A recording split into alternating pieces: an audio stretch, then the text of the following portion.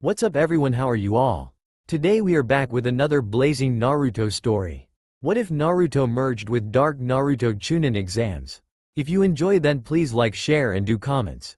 And also check the description to original creator of this beautiful creation.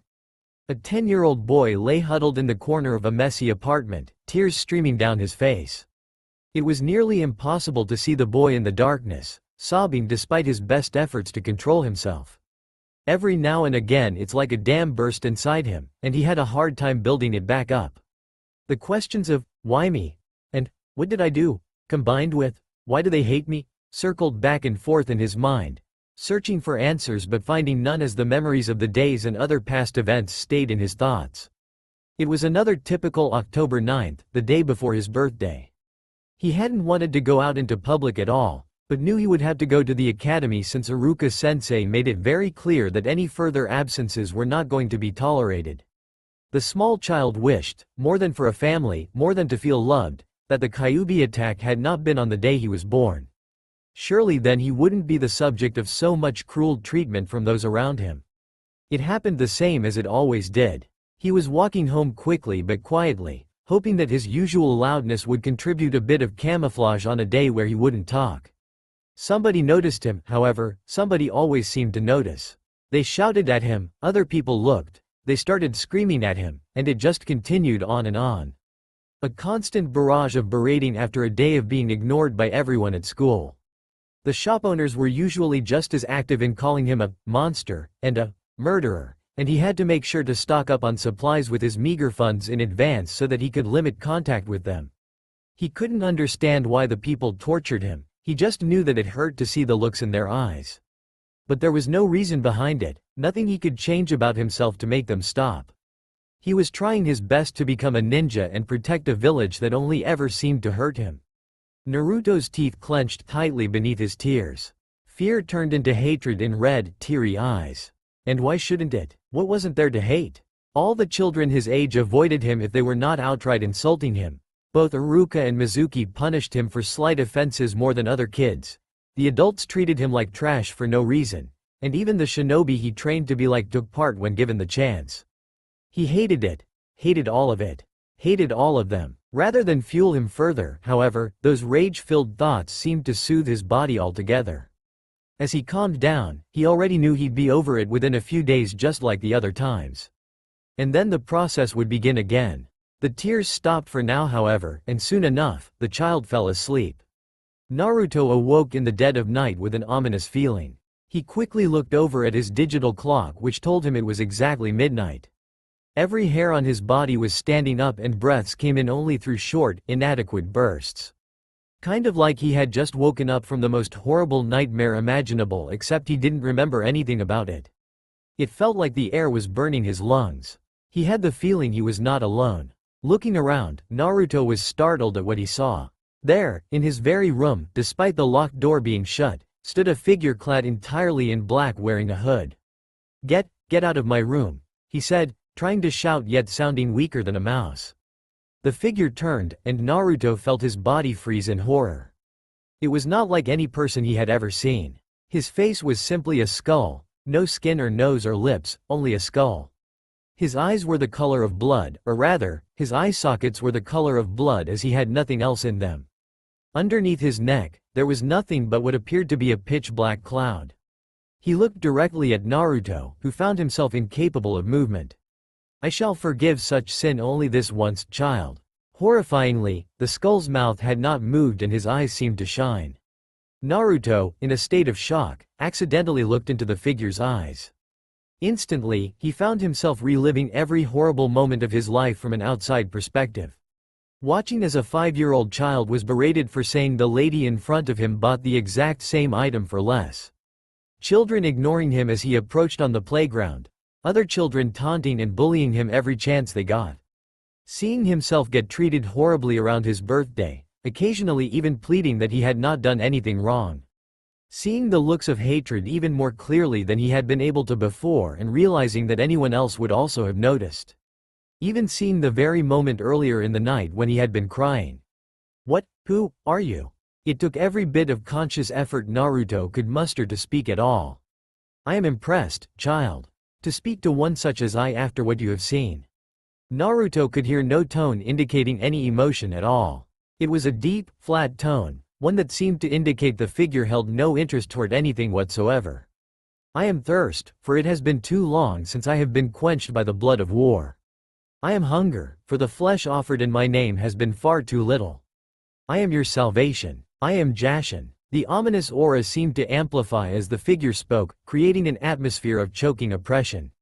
Naruto couldn't speak, couldn't move. The power of the entity in front of him was overwhelming in every aspect of the word. Luckily, it seemed like he was not expected to say anything. I do not expect you to understand, child, but you have been blessed. You have been given a dark power beyond the understanding of mere mortals. I shall not tell you, for the time of its reveal shall be soon enough. I bear you one gift, however. The figure held out a hand, seemingly empty. Within moments, dark clouds began to swirl around it. Naruto saw a sword handle materialize from thin air, skulls emblazoning it in horrible decoration, as a blood-red blade began to form. A sheath, decorated with images of death and a depiction of Jashin himself, appeared on it next. Behold the Fujo Burrito, child. The unholy blade which is but a glimpse of the power I hold. I see greatness in your future. Do not disappoint me. The last sentence was clearly an order. The figure vanished. Naruto jolted up out of his bed, sitting straight. He was confused, hadn't he just been sitting up? Then it hit him. It had all been a dream. Of course it was a dream. He held no dark power, hadn't received some horrific gift from an evil entity, wasn't special enough to have had such a thing happen to him. He looked over at his alarm clock, curious as to the time. For some reason, when he saw it was exactly midnight, his body tensed and goosebumps appeared on his arms. Hesitantly, he turned his head to look around. There, sitting against his dresser, was the Fujo Burrito. Unmistakable in its horrifying detail, he slowly walked over to it. Gripping it, he was amazed at how unbelievably light the material was. Briefly, he remembered the dream, the vivid moment in which the sword appeared from thin air. Except, clearly it wasn't a dream, because the sword was in his hand. Hesitantly, he unsheathed it, unsure how to feel as the blood-red blade slowly withdrew from the sheath. For a moment, he felt power rush through him, filling his body. In the next moment, he could see the deaths of the people that had tortured him throughout his life. This wasn't what he wanted, was it? Sure, he was not exactly fond of anyone in Konoha, but killing them? Moments later, however, everything changed. The blood-red blade faded into normal steel, gaining weight in the process. The designs faded from the sheath and handle, showing no implication they had ever been there. The power left Naruto's body, leaving him more tired than before. For a brief moment, he wondered if it had all been real. Then he remembered the terror, the vivid images, the blood-eyed entity, the feelings he had felt. There was no doubt in his mind, Jashin was real, and had given him his only birthday present. That's right. You're nothing but a monster. Everyone in this village hates you, even your own beloved Iruka-sensei. Now die, Mizuki shouted at a 12-year-old blonde-headed child. Naruto couldn't think clearly. He was the container of the Kyuubi no Kitsune, the nine-tailed demon fox? He was hated because of something the fourth Hokage had done to him? The treatment he had suffered throughout his life at the hands of the village flashed through his mind. How could a Hokage have done this to him? Hokage Jiji was one of the good guys, right? He hadn't noticed his former teacher throw a large shuriken at him, and he definitely didn't notice when Iruka-sensei jumped in front of it. In the next moment, however, Iruka was shielding him and absorbed the impact into his back. Iruka? Why? You're not a monster, Naruto. We're the same, you and I was an orphan too. I was a troublemaker. That's how I know who you are. You are Naruto Uzumaki, now run. Naruto couldn't process what to do. He scrambled to his feet and saw Mizuki was about to say something when everything in the world seemed to suddenly stop. It was as if time itself had halted. The hairs on his neck began to rise and goosebumps spread across his arm as he felt overwhelming fear. A fear he had felt just once before. From the nearby forest came the terrifying form of Jashin. Now, child, you know of the dark power dwelling inside of you. The Kyuubi no Kitsune, the village's blessing unto you. Naruto, just as the last time, felt his voice failing in the presence of the entity. The sheer power emanating from the figure was horrifying, and the sense of dread pouring off of him was unmistakable. Quote ellipsis. Blessing? Of course. The beast is an amalgamation of an immeasurable amount of chakra. Pure power. All yours. A single question made its way to the front of Naruto's mind. A question that perhaps he should have already asked but hadn't been able to think of. What do you want? Such matters are to be discussed later. Your sensei was not like you, child. Do not be fooled by his meager attempts to influence you. He was not treated differently for matters beyond his control. He knew his parents for years of his life. Do you want to know a secret? He hated you the moment he laid eyes on you. He knew your secret and despised you for it, blamed you for the loss of his parents. No, not Iruka. He wouldn't. Naruto found his voice suddenly gaining strength in his desperation to defend one of the two people in his life who meant anything to him. He did. Look into my eyes, child. Naruto was, naturally, a bit hesitant to look into Jashin's eyes, given the horrifying life memories he encountered last time. To deny a rather harmless request from such a powerful figure, however, especially given the importance of the topic to him personally, seemed foolish. He gazed into the blood-red eye sockets. Iruka, Hiruzen Sarutobi, the Sandaime Hokage, began. It is my understanding that perhaps you are not properly trying to teach all of your students. Would you care to explain? Hokage-sama, I do not see it worth the time to waste effort teaching Naruto. He's not cut out to be a ninja. He's brash, arrogant, and loud-mouthed. Not to mention a prankster. Ah, but I seem to recall a child some 10 years ago much like him. Brunette, alone in the world, pranking in a desperate attempt to be noticed. Considered hopeless. Does this seem familiar? Hokage-sama, with all due respect, surely you cannot be comparing me to to Naruto. Very well. I guess all I can say is give the boy a chance. After all, equality of education is very valued by the shinobi ranks and therefore I must assure it is provided. Hi, Hokage-sama. Naruto couldn't believe it. Iruka's sensei was obviously younger in the scene he saw, but it wasn't really that long ago. What about when Iruka had bought him ramen? Was that real, or was it just an attempt to stay in his good graces? So the Hokage would see how he looked up to Iruka and the man's job would be secure. Maybe it wasn't true? What if Jashin had simply created the scene? Surely a figure of such undeniable power would be capable of doing such a thing. But why? It seemed entirely trivial for a being such as the one before him. Why would Jashin lie? Chances are he wouldn't, especially if he had no need of lying in the first place and the entire conversation had happened. He could feel his spirits sag.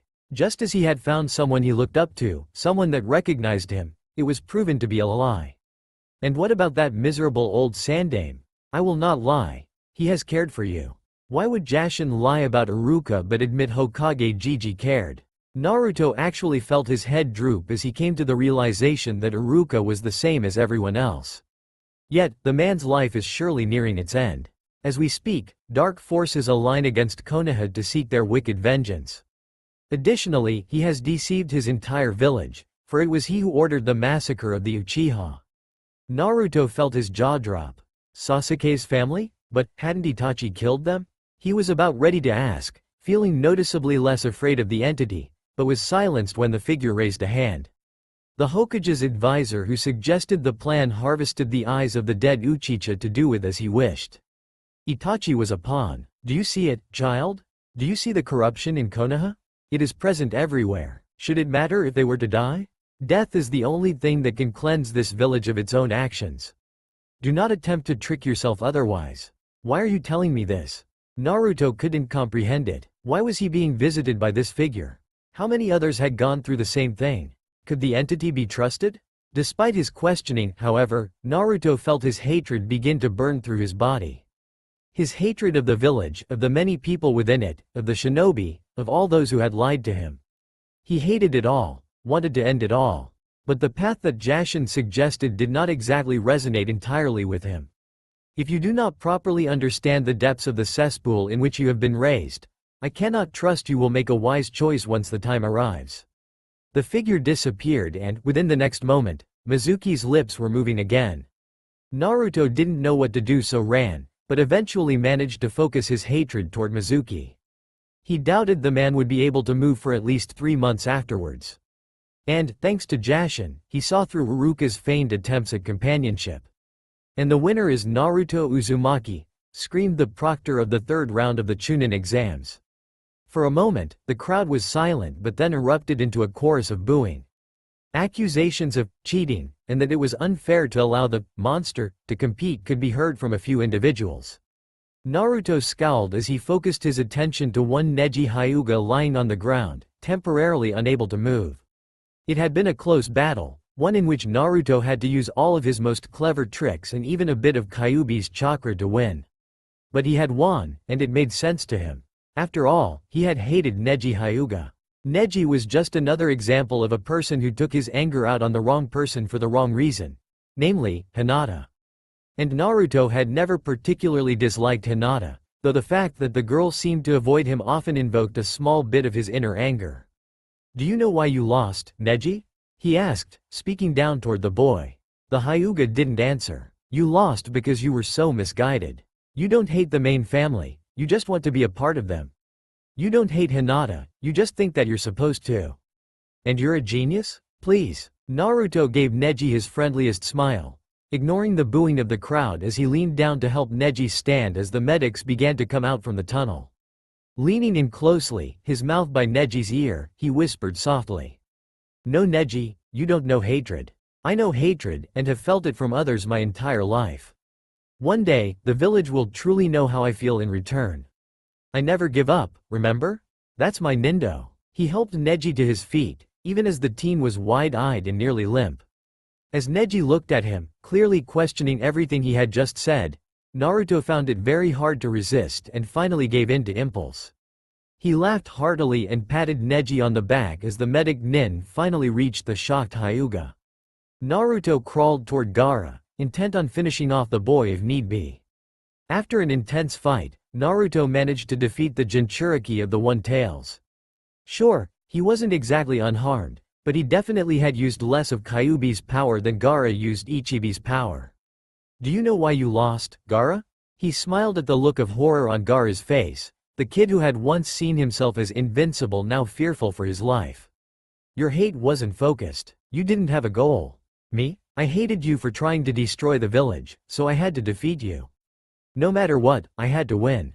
Funny, right? I'll hate anyone who tries to destroy this village." Naruto was interrupted from speaking anymore by the sudden appearance of reinforcements for both sides. Naruto was getting ready to lie down for the night, near the end of his training trip with Jiraiya in the Land of Grass. Jiraiya had, as usual, practically passed out drunk on a log near the fire. He thought about the fact that he'd be back in Konoha in about a month and grew weary. What was waiting for him in Konoha? The Sandaime was killed by Orochimaru, Tsunade would be busy with her job as Hokage, and Sasuke was now gone. Kakashi rarely trained him, Sakura wouldn't give him the time of day, and he wasn't exactly friends with the rest of the graduates of his class. Not for the first time, he wondered if he could simply run. What exactly had he even accomplished on this silly trip? Jiraiya focused almost entirely on teaching him to harness the Kyuubi's chakra. In theory, the Kyuubi was a nearly limitless pool of chakra, so Naruto understood why it'd be a good idea. However, progress had flatlined half a year ago and the man was still pushing on. He could persevere with the best of ninja, however, since this was a field in which Jiraiya had no experience in and seemed to rely on guesswork, he thought it should be taken as a sign that their methods simply were not working. Sighing, Naruto glanced downward toward the remnants of the campfire, recently supplied with fresh wood. As he looked into the fire, a replica of Konoha seemed to form itself within the very flames. He shuddered, yet couldn't look away. He didn't even notice when the flames no longer rose but simply paused altogether. Or when the falling leaves stood mid-air. No, he was far too busy letting the fire consume a few buildings housing a few select people. It unnerved him to see these things, yet at the same time it seemed to comfort him. He did, however, look up when he felt a sheer amount of fear and terror he'd only felt twice before in his life. And he saw a figure standing in the woods, blood-red eyes staring at him. "Listen well to me, Naruto." It was the first time Naruto could recall being addressed by his name from the powerful entity. It made him feel important, more so than Jiraiya did whenever the man ran off to chase prostitutes. Naruto nodded, although clearly such a figure as Jashin would care little about his consent to listening. You are the son of the fourth Hokage, the one known as Minato. Well, that was unexpected. Naruto was shocked immediately by the statement. He had always wondered about his parents, torn between hoping they were alive and hoping they were dead. He couldn't even decide if he hated the fourth whenever he learned of the Kyuubi, since Jashin called the demon a blessing. If Jashin told the truth, and to Naruto's memory the man had never lied, well, what did it mean? His dying wish was to have his only son treated like a hero. And how did the village honor the request of its greatest hero? I believe you know the answer. So, if he was putting all of this together correctly, his father cared about him. The village loved his father, but the village hated him, therefore meaning the village disrespected his father. Naruto could feel his blood boiling as he added yet another way the citizens and shinobi of Konoha had mistreated him. But what could he do about it all? He felt so lost. Who are you, Naruto Uzumaki? Naruto was, to say the least, surprised by the question. He was about to speak an answer when he suddenly realized it was hard to think of one. To Tsunade, you are a replacement for a brother. To Jiraiya, you are his responsibility as godfather. To Kakashi, you are a reminder of his sensei. To the Uchiha, you are a test. To Konoha, you are a menace. To the world, you are a Jinchuriki. Leave. Naruto didn't know what to think. He wanted to leave, to try and put the undesirable elements of his life behind him. Wanted for the people who pretended to care to be far away. But where would he go? What would he do? Near the border with the land of waterfalls, there is a small village. Find a missing nin from Yugakure and show him your Fujo burrito. You will need this as well. The figure placed a scroll on the ground before disappearing into nothingness. Naruto sat still for a moment, the fire beginning to make crisp noises once more after time resumed. What should he do? There was nothing for him in Konoha, but what was there in the rest of the world? What would he be doing anyway? Just then, he felt a pulse on his back as the sword there no longer seemed to weigh him down. He reached over his shoulder and grabbed the handle of the Fujo burrito, feeling its ornate decoration for the first time in years. A rush of power flowed through his entire body, and, as if on instinct, his body turned to face the sleeping Jiraiya. It took Naruto a moment to regain the ability to think. A soft voice seemed to whisper in his head, yet it sounded almost impossibly clear. Kill him. His blood is worthy. Naruto was horrified for a moment. He shook his head to clear it of the thought. No, if he knew anything about his foolish teacher. The man seemed harmless yet was still one of the deadliest ninja alive. As good as the power felt, Naruto let go of the blade. Over the next few minutes, he made up his mind. All he had to do was remember the small child huddled in the corner of a room, crying. A life in Konoha was not a life worth living. He'd forge his own path, regardless of how much he'd have to fight to do it.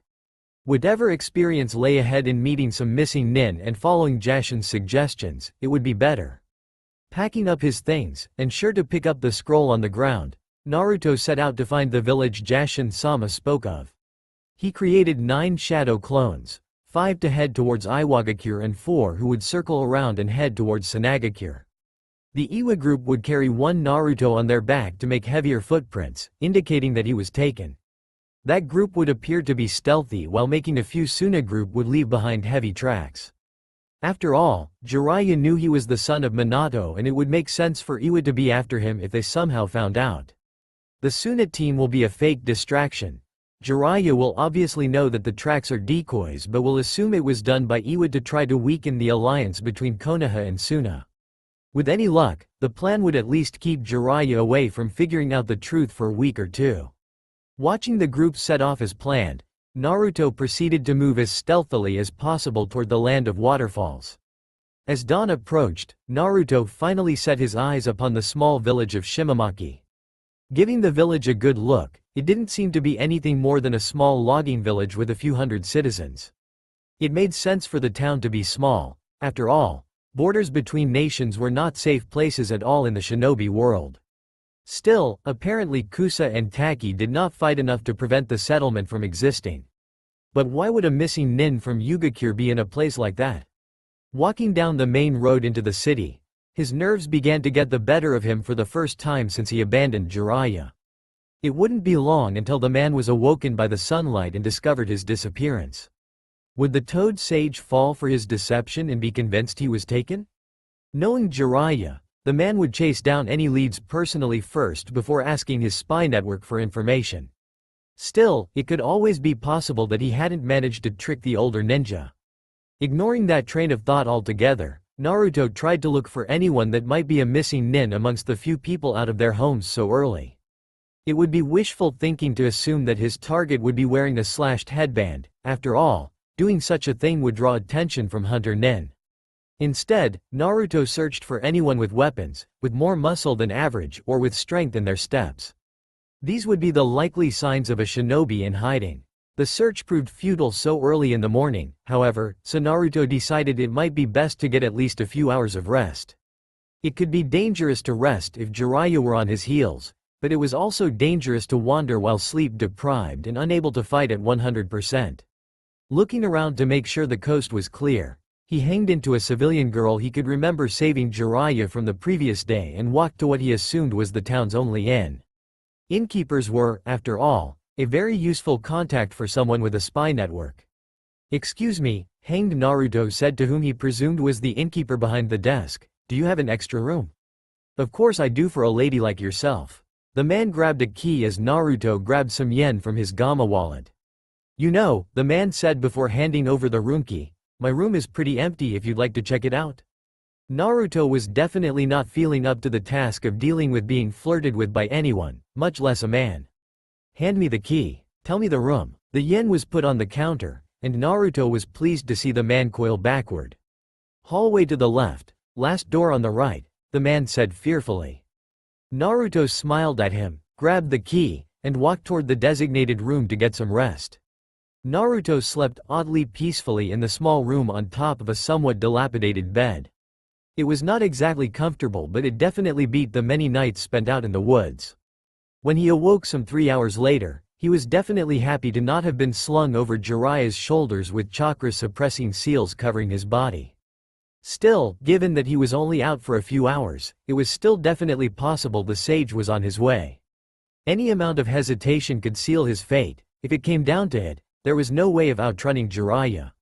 Leaving the inn and considering the fact that he had pretty much wasted Ryo for a nap, Naruto decided he might as well get a decent breakfast to commemorate the day he finally left Konoha. Walking from street to street while keeping an eye out for missing nin, he eventually managed to find a small food stand of some kind. He definitely needed something to eat, having had nothing since he left the campsite.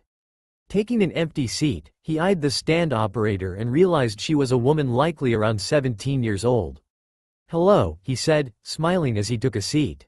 If there was one thing he learned over the years, it was that outside of Konoha all he had to do was be happy-go-lucky and people would respond well enough. The woman turned around and looked at him. Never seen you before. We don't get many tourists either. What are you in for?" Naruto couldn't tell if the woman's voice was laced with suspicion about the fact he was in town, or simply trying to joke about the town being like a prison. "Oh, you know, just passing through. I was hoping I might find an odd job or two around here, but the village doesn't look too lively. I'm surprised this stand can stay open." "Meh," the woman shrugged her shoulders, "it's a living. My dad used to own it, but well, anyway, what would you like?" Naruto looked down at the menu and quickly made a decision. "Grilled fish, please." The woman nodded and proceeded to head into the back to cook. Unfortunately for him, the kitchen must not have been prepared yet because it took a few minutes longer than he expected for it to cook. After what felt like eternity, however, the woman came out and presented him with his food. "Hey bitch." He vaguely heard some voice from behind him say, but he was too focused on the meal presented to him to care about some random guy yelling. "Thank you," Naruto said before looking down at his fish. "Itadakimasu." As he began to eat, he somewhat noticed a person sit about 2 stools to the left of him.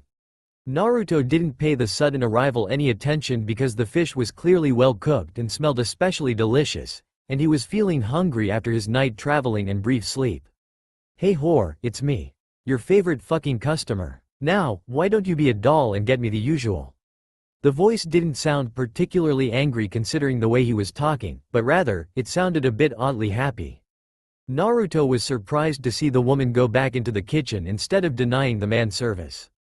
A few minutes later, as Naruto was finishing his dish, the woman came back with the man's food.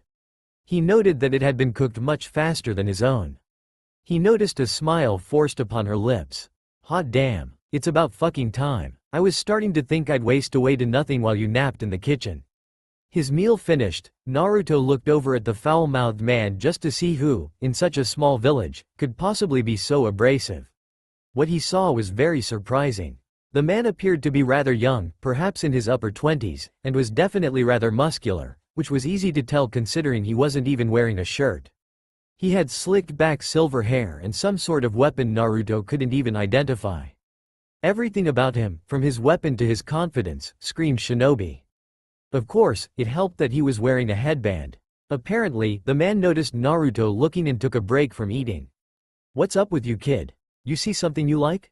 'Cause if you do, I'll gouge out your eyes." Naruto leaned over to look at the headband, and he saw the sign of the former ninja village of Yugakure with a slash through it. "You've got to be kidding me." For a moment, he allowed himself to think on the coincidence of meeting exactly who he was looking for at some small restaurant stand. It seemed highly unlikely, but then again, it seemed to be going exactly as foretold.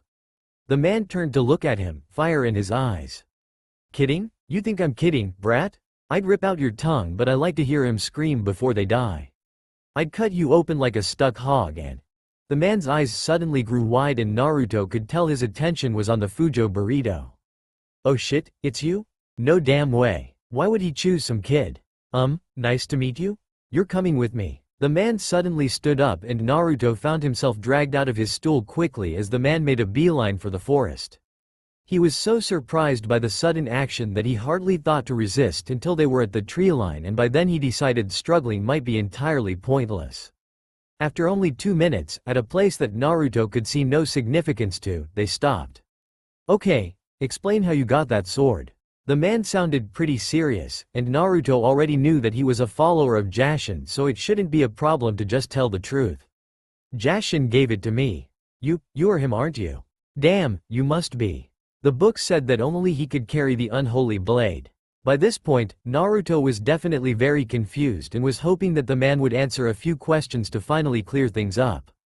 "Who am I? And who are you?" The man looked at him with a piercing glare. "You don't even know who you are?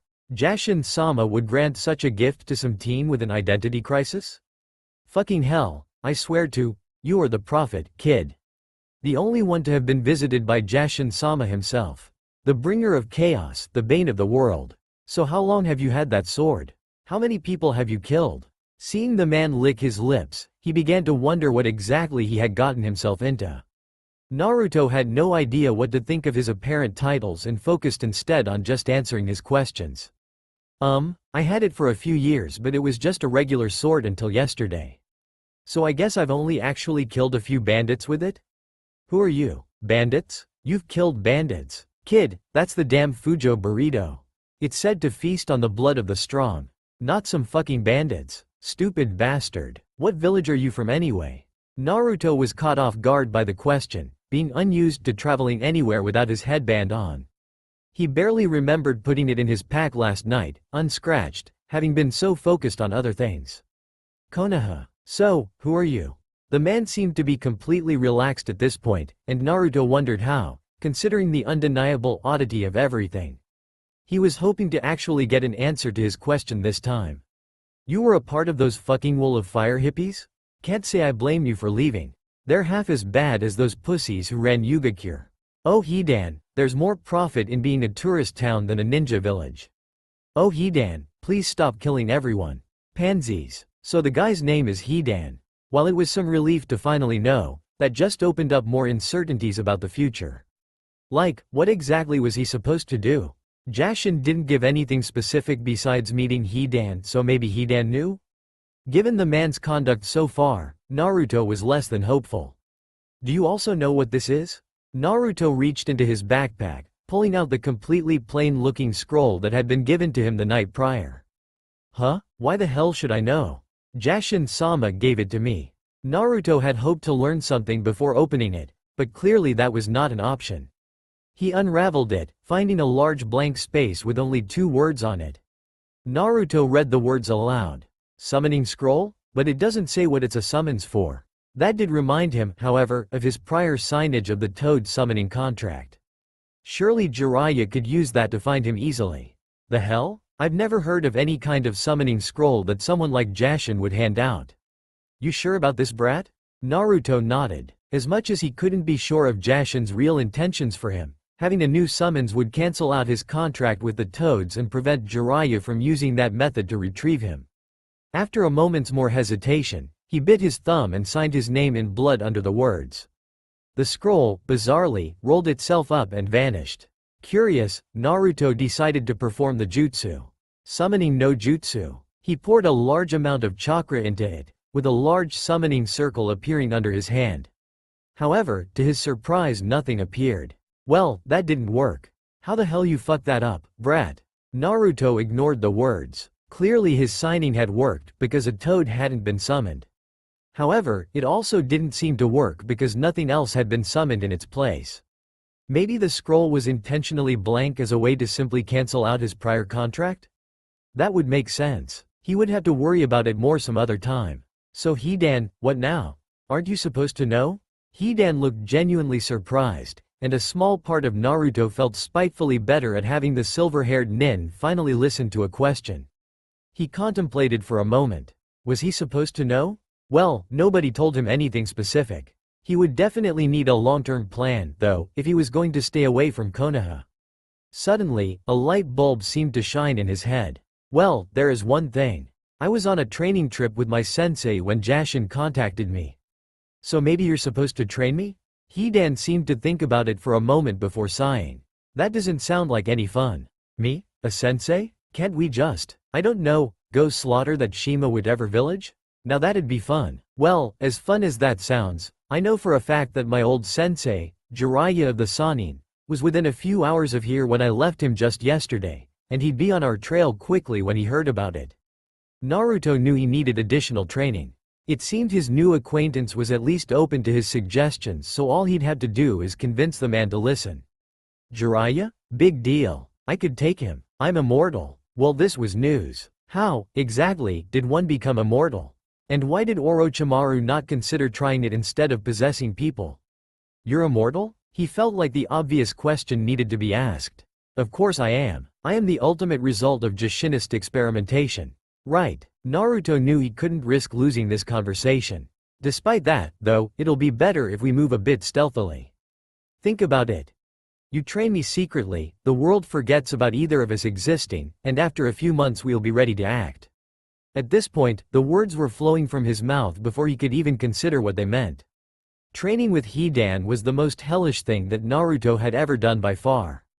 The man was definitely some sort of masochist, seeming to only really get going after Naruto got a strike or two in. Additionally, the man had originally been significantly faster than him, and it was only after many hours every single day training that Naruto had been able to catch up. Still, he needed to get faster. He was not aiming to be the second best among the two of them, not forever. In terms of taijutsu, he felt he had progressed nicely. Indeed, it was usually a toss-up in terms of which one of them would win a hand-to-hand fight. Naruto felt like he won the majority of the time, but Hidan would readily admit it was his worst field. The way Hidan fought, hand-to-hand, was unnecessary. All he had to do was hit with one slash of his scythe, and the battle could be ended then. That led to another major problem. Hidan knew very little about ninjutsu. At least, in terms of being able to teach it. The man had been a very capable ninja before his Jushinist ritual, so he claimed, but all his techniques felt too far out of use for him to teach. So, they'd been training for some 2 months and Naruto felt vastly stronger. He could control his chakra better and had gotten the Rasengan down to one hand with no clone. Still, he had a long way to progress. They needed access to ninjutsu. And luckily, he had a good idea of where to get some. Yugakure was no longer a hidden village, hence the reason Hidan left. Even as a former ninja village, however, they would undoubtedly have a shinobi library with jutsu stored in it. And even though they most likely sold away most of the small-scale jutsu since it was unnecessary, they probably would have wanted to keep their best material hidden away from any potential enemies.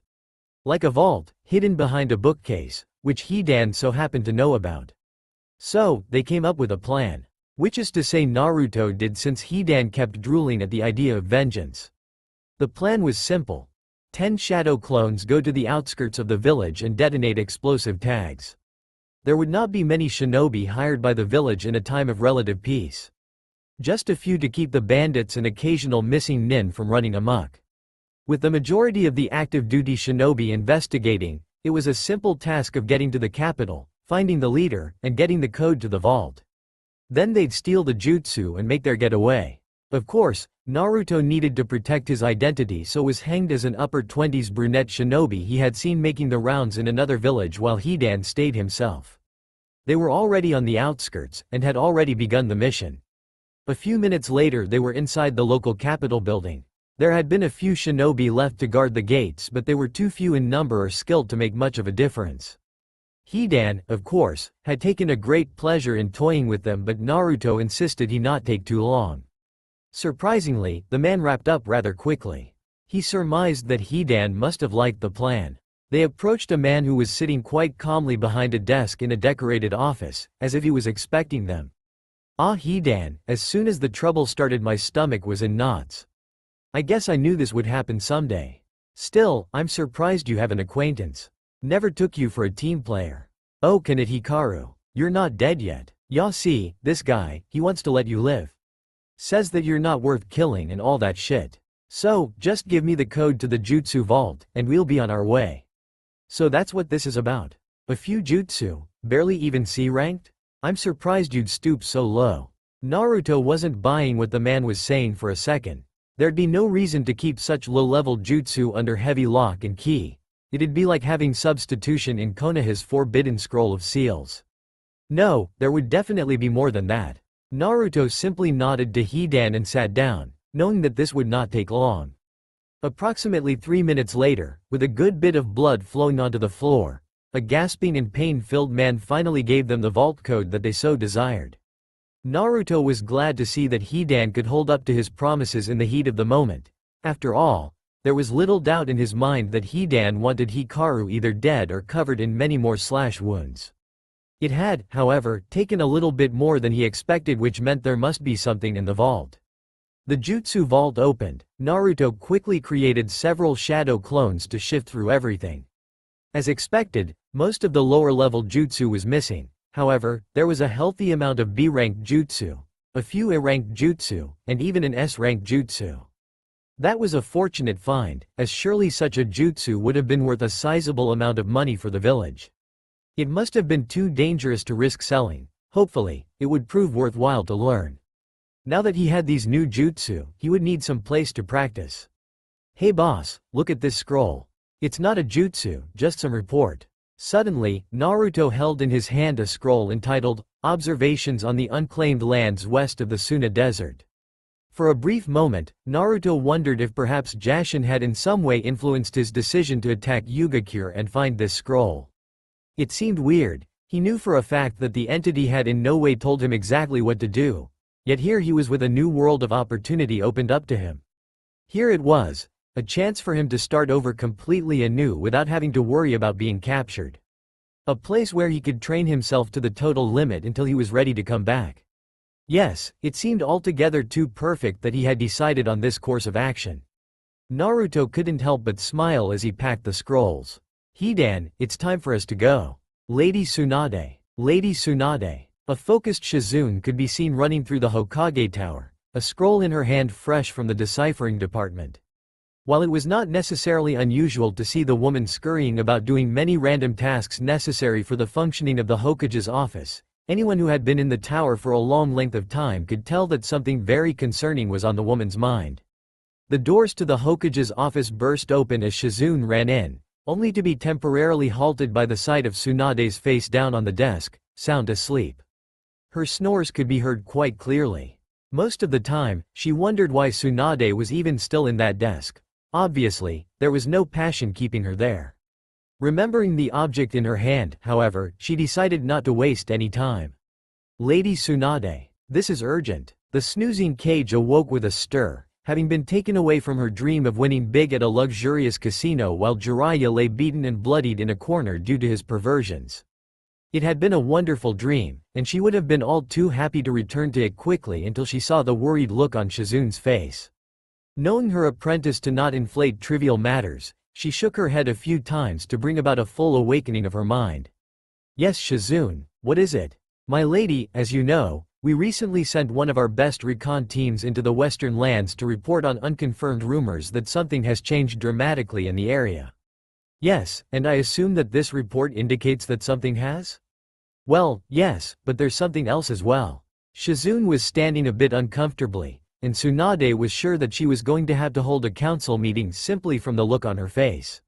Not only have all hostilities ceased in the area, Tsunade's eyebrows raised, but she let Shizune continue. But all 3 members of the team were captured and 2 were executed. This was definitely a big deal.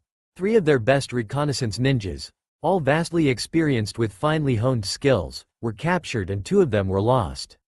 This was not the only troublesome thing, however. In the past, any captured shinobi would be ransomed back. This was a major policy shift. What exactly had changed? Right, I will get right into the details of the report. Thank you for bringing it to my attention urgently. And what of the 3rd shinobi? I presume he must have been the one to return it? Yes, Lady Tsunade. He is with the torture and interrogation department for debriefing, assuring he has not been manipulated in some way, and rehabilitation. Tsunade decided it best to not even try to think of what experiences would require a veteran shinobi such as Hiroki Yamanaka to be visibly in need of rehabilitation, at least for the moment. Hours later, all of the major clan heads in Konoha were called together for an emergency council meeting. Luckily for the Hokage, all of the clan heads were within the city as opposed to being on vacation or on some trip to visit nobility or extended family. In the grand scheme of whatever was going on, however, it seemed like a very small stroke of luck. Shibi Aburame, Shuza Akamichi, Hiyashi Hyuga, Sume Inuzuka, Shikaku Nara, Asuma Sarutobi, and Inoichi Yamanaka all sat gathered before the 5th Hokage. None of them knew what the meeting was about, for they had only been informed it was a mandatory meeting crucial to guiding the future of Konohagakure. Of course, some of them were not necessarily so sure if this was an emergency worth their time considering the current lack of explosions happening nearby. I thank all of you for coming. Now, before we begin, I will note that this information has to deal with a recent report from a recon team sent to investigate rumors in the West. Along this vein of thought, I would like to offer my condolences to the Aburame and Hyuga clans for their loss. Both clan heads simply lowered their heads and closed their eyes, a gesture for a brief moment of silence. They could both think immediately of the persons who were dead, as high-level jonin such as those lost were very important to the internal affairs of a clan. Now, in order to allow our thoughts to be given context, I will begin with a history lesson. The only audible groan came from Shikaku, though Tsunade could practically feel the others. As you may know, the lands to the west have always been a point of mutual exclusivity among the 5 great shinobi nations. Inhabited by many clans of many bloodlines, these numerous peoples have, for all recorded history, been at war with one another. Alliances shifted daily, friends became enemies, battle lines shifted before major victories could be achieved. Petty war after petty war, often with no real objective of winning outside obtaining a small cash offering, has been fought between the many small clans. In a way, the lands to the west are perhaps not that different from our own history, from before the founding of our great hidden ninja village. However, no real attempt has ever been made by the 5 great nations to capitalize on these lands. One reason is that these people view us as outsiders and reject us at every opportunity. If we were to just go there and claim land, they would fight back. Reason 2 goes hand in hand with reason 1. It would require too many resources to be justifiable. How many ninja would we need to station to defend new lands in the west versus how many could we actually send knowing that it is possible Kumo or Iwa will learn of our weakness and attack? The other hidden villages no doubt see it in at least a similar light. Another reason is distance. It is, for the fastest ninja, a 4-day journey across the harsh deserts of Suna before they even reach the beginning of hospitable soil. That is assuming they are not delayed by sandstorms or other phenomena. For larger groups, this is not only unsafe but also an extreme logistical challenge. And so, it is for these reasons that the lands to the west have remained unclaimed by the 5 great nations and that the cycle of war and disunity in the lands has continued uninterrupted. That is, apparently, until I received this report from one Hiroki Yamanaka, sole survivor of the recon team. Now, it is important to understand that, due to the stagnant nature of the West's history, we rescinded our policy of yearly recon teams following the Otto-Suna invasion. It was deemed, at the time, a waste of valuable ninja in a time of vulnerability. During the last report, nothing was considered outside of the ordinary nature of the land. Once rumors were brought to my attention based on things shinobi had heard from travelers, however, it was necessary to begin reconnaissance once more. Given what you are about to hear, I wish to emphasize that what I am about to tell you occurred in a time span of, at most, 7 years. The entirety of the lands to the west of the Suna Desert have been unified. Moments ago, every head in the room had been somewhat slouched, clearly not being interested in having a history lesson from the Hokage.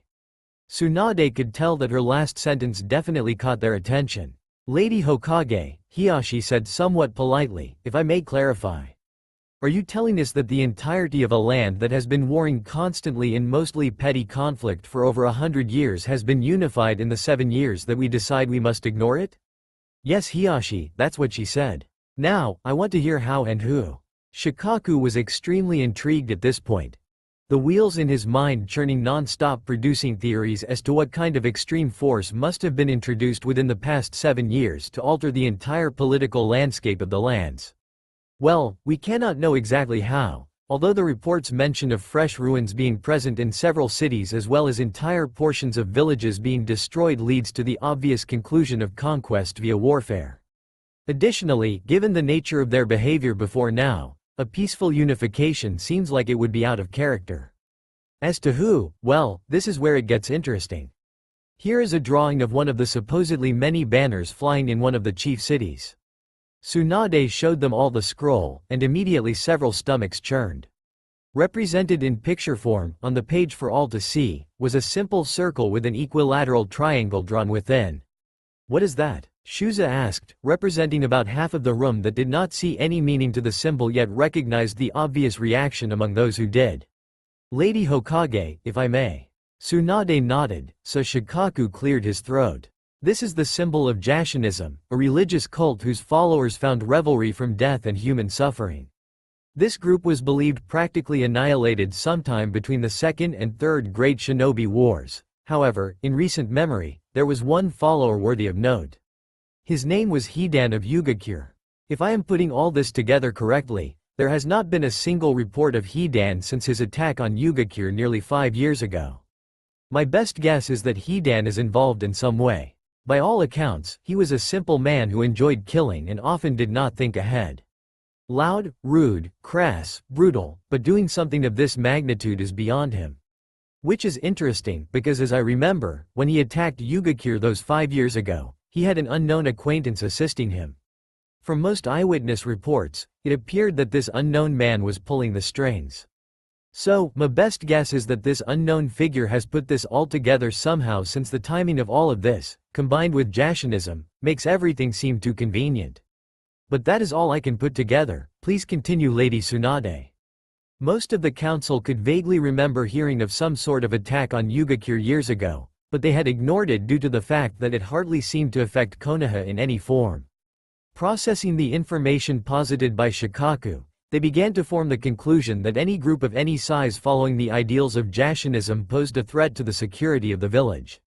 They were interested to see what information was left. Well, this is where who is behind all this gets interesting. You see, this is all the information that our team was able to gather before they were all captured. For some unknown reason, they were transported to what appears to be the capital city, known as Kamigakure, the village hidden in the divine. Interestingly, no known reports have ever mentioned such a place, so I must assume it was built within the 7-year time span as well.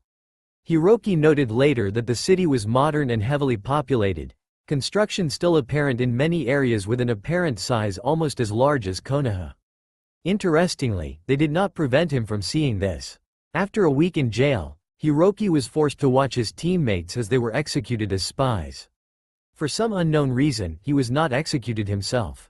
Now, and this I find shockingly bizarre, approximately 1 week later he was visited by an imposing figure who returned this confiscated report that I am myself reporting to you now.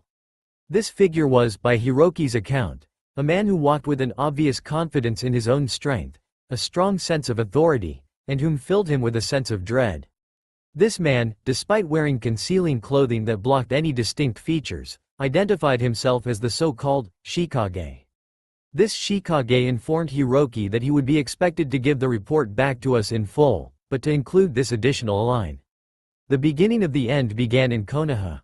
The Inuzuka clan heir responded to the report first. Well, that makes this simple.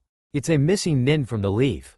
All we have to do is check all our missing nin lists, see who could have possibly been strong and clever enough to mastermind this, check their most recent reported locations, and narrow them down. Sume said, believing that the tracking abilities of her clan would be best suited to helping find out who this mysterious Shikage would be. Actually, Sume, Shikaku was quick to add, it's best not to jump to conclusions. While this phrase certainly could mean that this figure is a Konoha missing nin, and we cannot rule out this conclusion, we should think a bit more. In recent years, none who have deserted our ranks have been deemed S-rank nin aside from Itachi Uchiha, whom may I remind you is dead. We can, however, surmise from the fact that Kamigakure seems to have modeled its city name and leadership title from our own that they were indeed united by someone from the elemental nations. This phrase could be meant to be deceptive, and could have several meanings. As one example, this could be a statement about how this guy views the system of hidden villages as the downfall of our societies, and since Konoha was the first, he'd blame Konoha. Or, it could be that he's referring to some Konoha diplomatic policy, such as some peace treaty with Kumo as the beginning of the end. Perhaps, this is some crazed ex-Iwa nin who is pursuing his perceived justice for the casualties inflicted in the last war, blaming us entirely for the conflict? Your suggestion is certainly a good starting point. I just want to advise us against narrowing our investigation into the matter too much. Tsunade nodded. Right. Excellent suggestion, Sume, Shikaku. I'll see to it that we get teams investigating possible leads as soon as possible. Now, this Kamigakure, should it really be some sort of mass Jashinist empire, could pose an existential threat to Suna. As Suna has been an ally of ours for some time, it seems only right that we should send them a copy of this report. However, should we send copies to any of the other great nations? Hiyashi spoke up. Lady Hokage, that seems unnecessary. Imagine if nothing were to come of this and Kamigakure were destroyed in some local revolt within the next year. What would we have? We could have 5 shinobi nations, preparing to enter into a warlike state. But if nothing happens, any one of our competitors may decide to start a new war themselves. This upstart nation is surely too young, disorganized, and war-ravaged to take action with any kind of immediacy. For this reason, I say we only inform Suna if you deem it necessary and build our intelligence on this new village. There was a round of nods around the room. They had reached a consensus. It seemed incredibly premature to create some kind of big buildup over this new information as of now. Their energy could go into unraveling the mystery of this village and its leader, and they could move on to the next step from that point. Yes, you raise a good point. It may be dangerous to create some sort of mass hysteria. Very well. We shall begin investigating this new village and attempt to identify its leader. I will assign teams to research into possibilities as well as create new recon teams with more defined missions in order to have fewer risks in information gathering. Anbu will deliver classified updates to your clan compounds as I receive them. Should any information of particular importance arise, I will call another meeting. You are dismissed. The clan heads began leaving the room, some of them thinking about all of the information they had just been given while others' minds were already going back to other matters. Tsunade, meanwhile, was slightly unnerved as she returned to her offices. This entire situation was uncertain and extremely dangerous, and a part of her wondered if she would even be capable of dealing with a war should one arrive. Don't worry, Lady Tsunade, Shizune said, as she poured a cup of tea. You will find a way to manage this situation. I know you give yourself a hard time, but you have been a good cage throughout the years. Tsunade allowed herself a brief smile, glad that Shizune seemed to be able to read her mind. Sure, when she was trying to get out of paperwork, the power was very inconvenient, but at least it was useful in a moment like this. Thank you, Shizune. I suppose I need to just keep my head on straight and make sure the best shinobi are in the best roles possible. Now, we need information and I think I have the perfect team in mind. Have Shikamaru, Ino, and Hinata brought to me as soon as possible. With a hi, the woman was off to accomplish the task. Tsunade allowed herself a moment to think over her strategy. All three of them were Jonin now, fully capable of operating by themselves. Still, there was a lot of uncertainty about these new lands. That's why a recon team would need to have someone with Shikamaru's tactical genius. A Yamanaka was always a good choice for gathering intel, and Ino already would have a level of teamwork developed with them both. Hinata's development of defensive techniques could prove invaluable if they need to retreat from an unfavorable scenario, and the Byakugan would help to identify any situation before going into it. Byakugan identifies a lone individual, Nara ensnares his shadow, and Yamanaka enters their mind. Perhaps it was a little dangerous to send a group of clan heirs into such an unknown situations, but this kind of mission needed the highest success rate possible, and these three were all incredibly talented. Each had accumulated a list of accomplishments, featuring successful missions and commendations from had all graduated the same year and thus had grown accustomed to working together as well, an extremely valuable skill that could not be underestimated. Within 15 minutes Tsunade was looking into the sleepy eyes of Shikamaru Nara, the somewhat agitated eyes of Ino Yamanaka, and the bashful eyes of Hinata Hyuga. From the complaining, she gleaned that Shikamaru had been napping and Ino had a full day planned. She noticed that Hinata looked a bit sadder than usual and figured that she might have heard of the recently deceased Hyuga from the last recon team. Now, I'm sure you're all wondering why I've called you here. I will tell you now that this has to do with an incredibly important mission, critical for all of Konoha. I have selected you three because I think you will form the team best capable of completing it successfully. Keep in mind that everything about your mission is classified and that you are allowed to speak of it to no one but myself. With that in order, here we go. Recently, we sent a recon team to investigate rumors spreading about the lands west of Suna. To our surprise, things in the area were worse than expected. It appears that the lands have unified around one city, known as Kamigakure, with one leader known as the Shikage. It is our belief that this new village is associated heavily with Jashinism. As a rule, Jashinists revel from battle, murder, and general human misery. I'm sure now you understand why we are worried about this. Your mission is to travel into these lands and gather basic information such as army structure, citizen morale, and leadership, both local and, if possible, national. I heavily advise you against going toward Kamigakure itself, as it could heavily raise the odds of mission failure. The important thing from this mission is that we get accurate intel, not necessarily that we get all the intel possible. Shikamaru, I'm depending on you to draw the line. You cannot get caught. We believe you will be executed. You must exercise extreme caution in this mission. Are there any questions? Shikamaru no longer looked sleepy, and Tsunade assumed that he recognized the trouble and danger in this situation. What do we know about this Shikage fellow? We know next to nothing, but I have the intelligence division checking every missing nin database to see if someone has disappeared who could have done this. Personally, I believe that he must be incredibly strong if he was to unite those warring lands through conquest.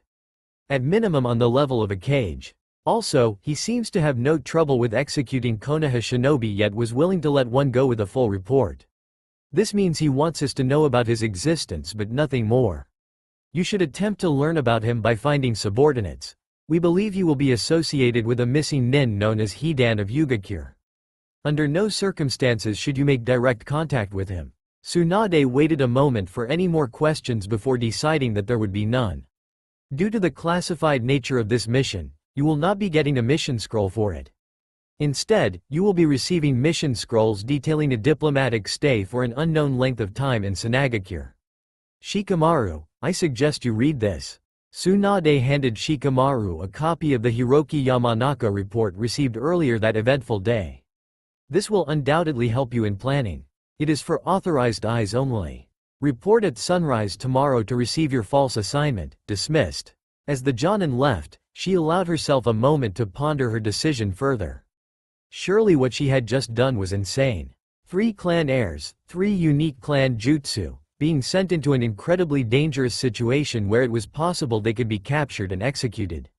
In her opinion, however, there could be no better people for the job. Besides, Shikamaru's record as team leader was nearly flawless in terms of decision-making, and she provided as much information as possible. With a sigh, she allowed herself to move on and focus on other, more mundane issues.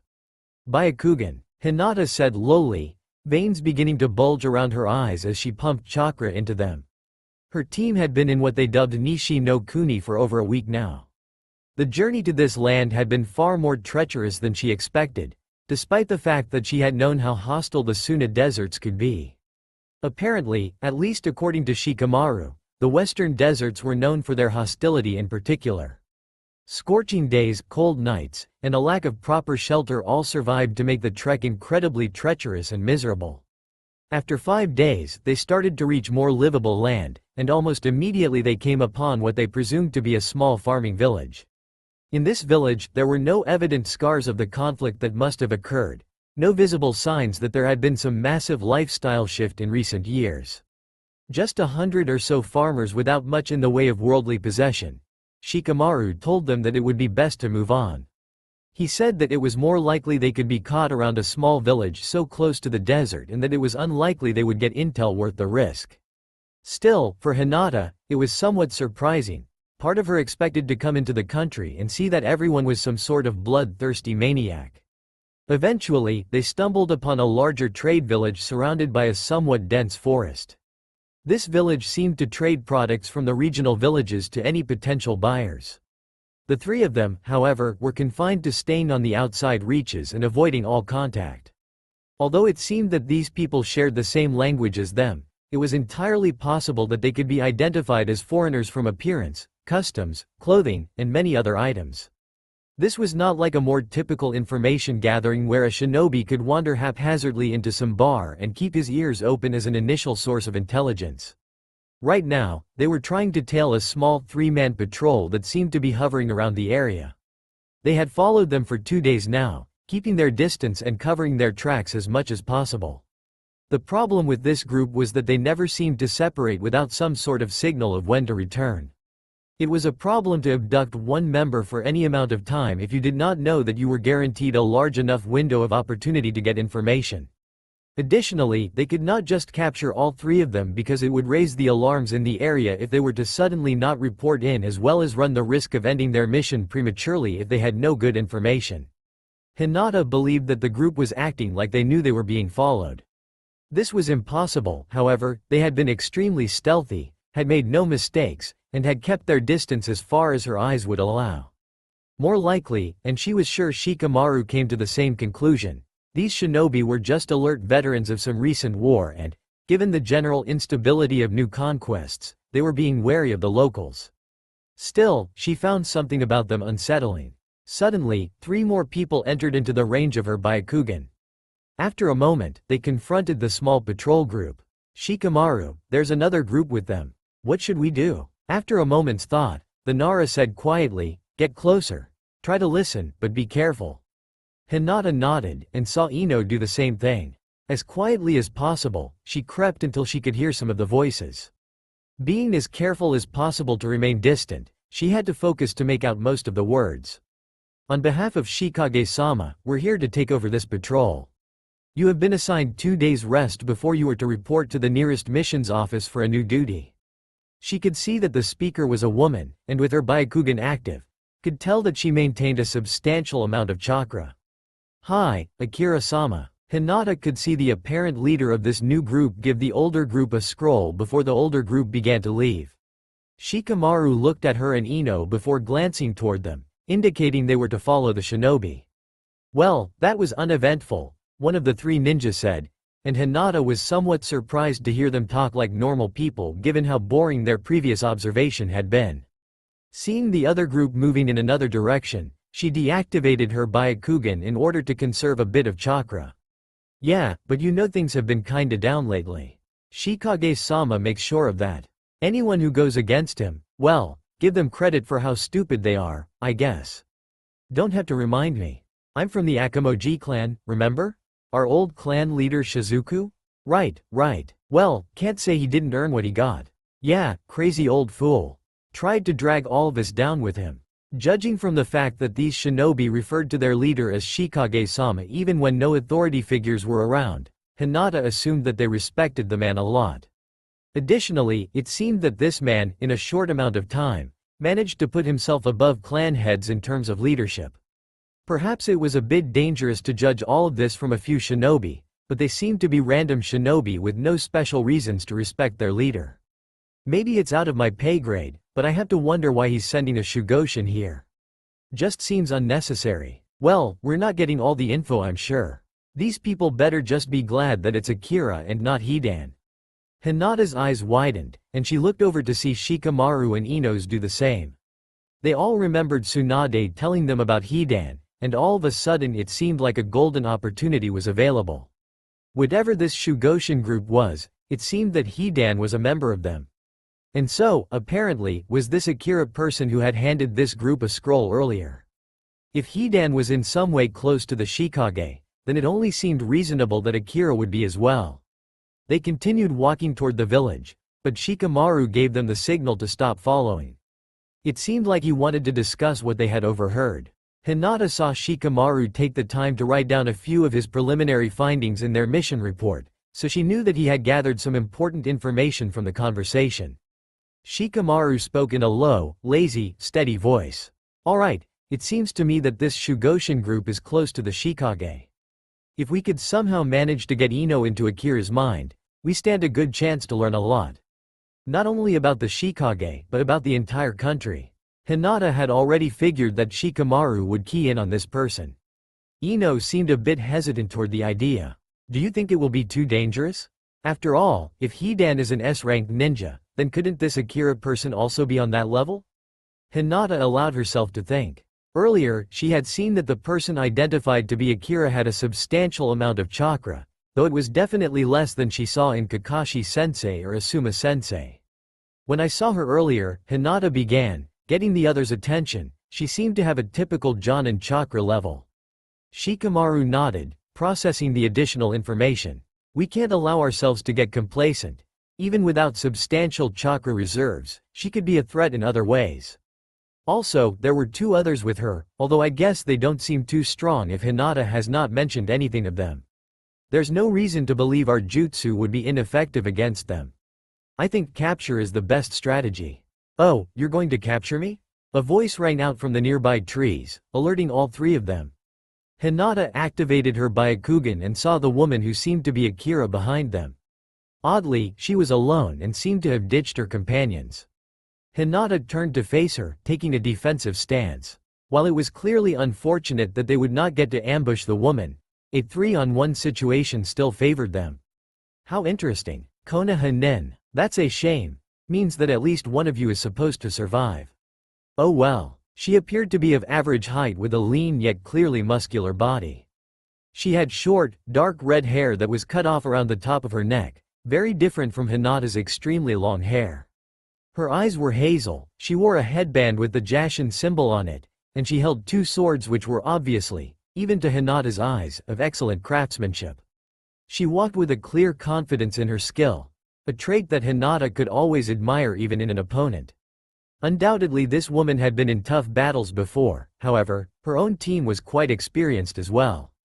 This enemy would soon learn not to underestimate them. "You know, when he told me that you'd be coming," Akira continued, "I did not really expect you to be lurking around as soon as I got here. I suppose doubting Shikage-sama's judgment was foolish."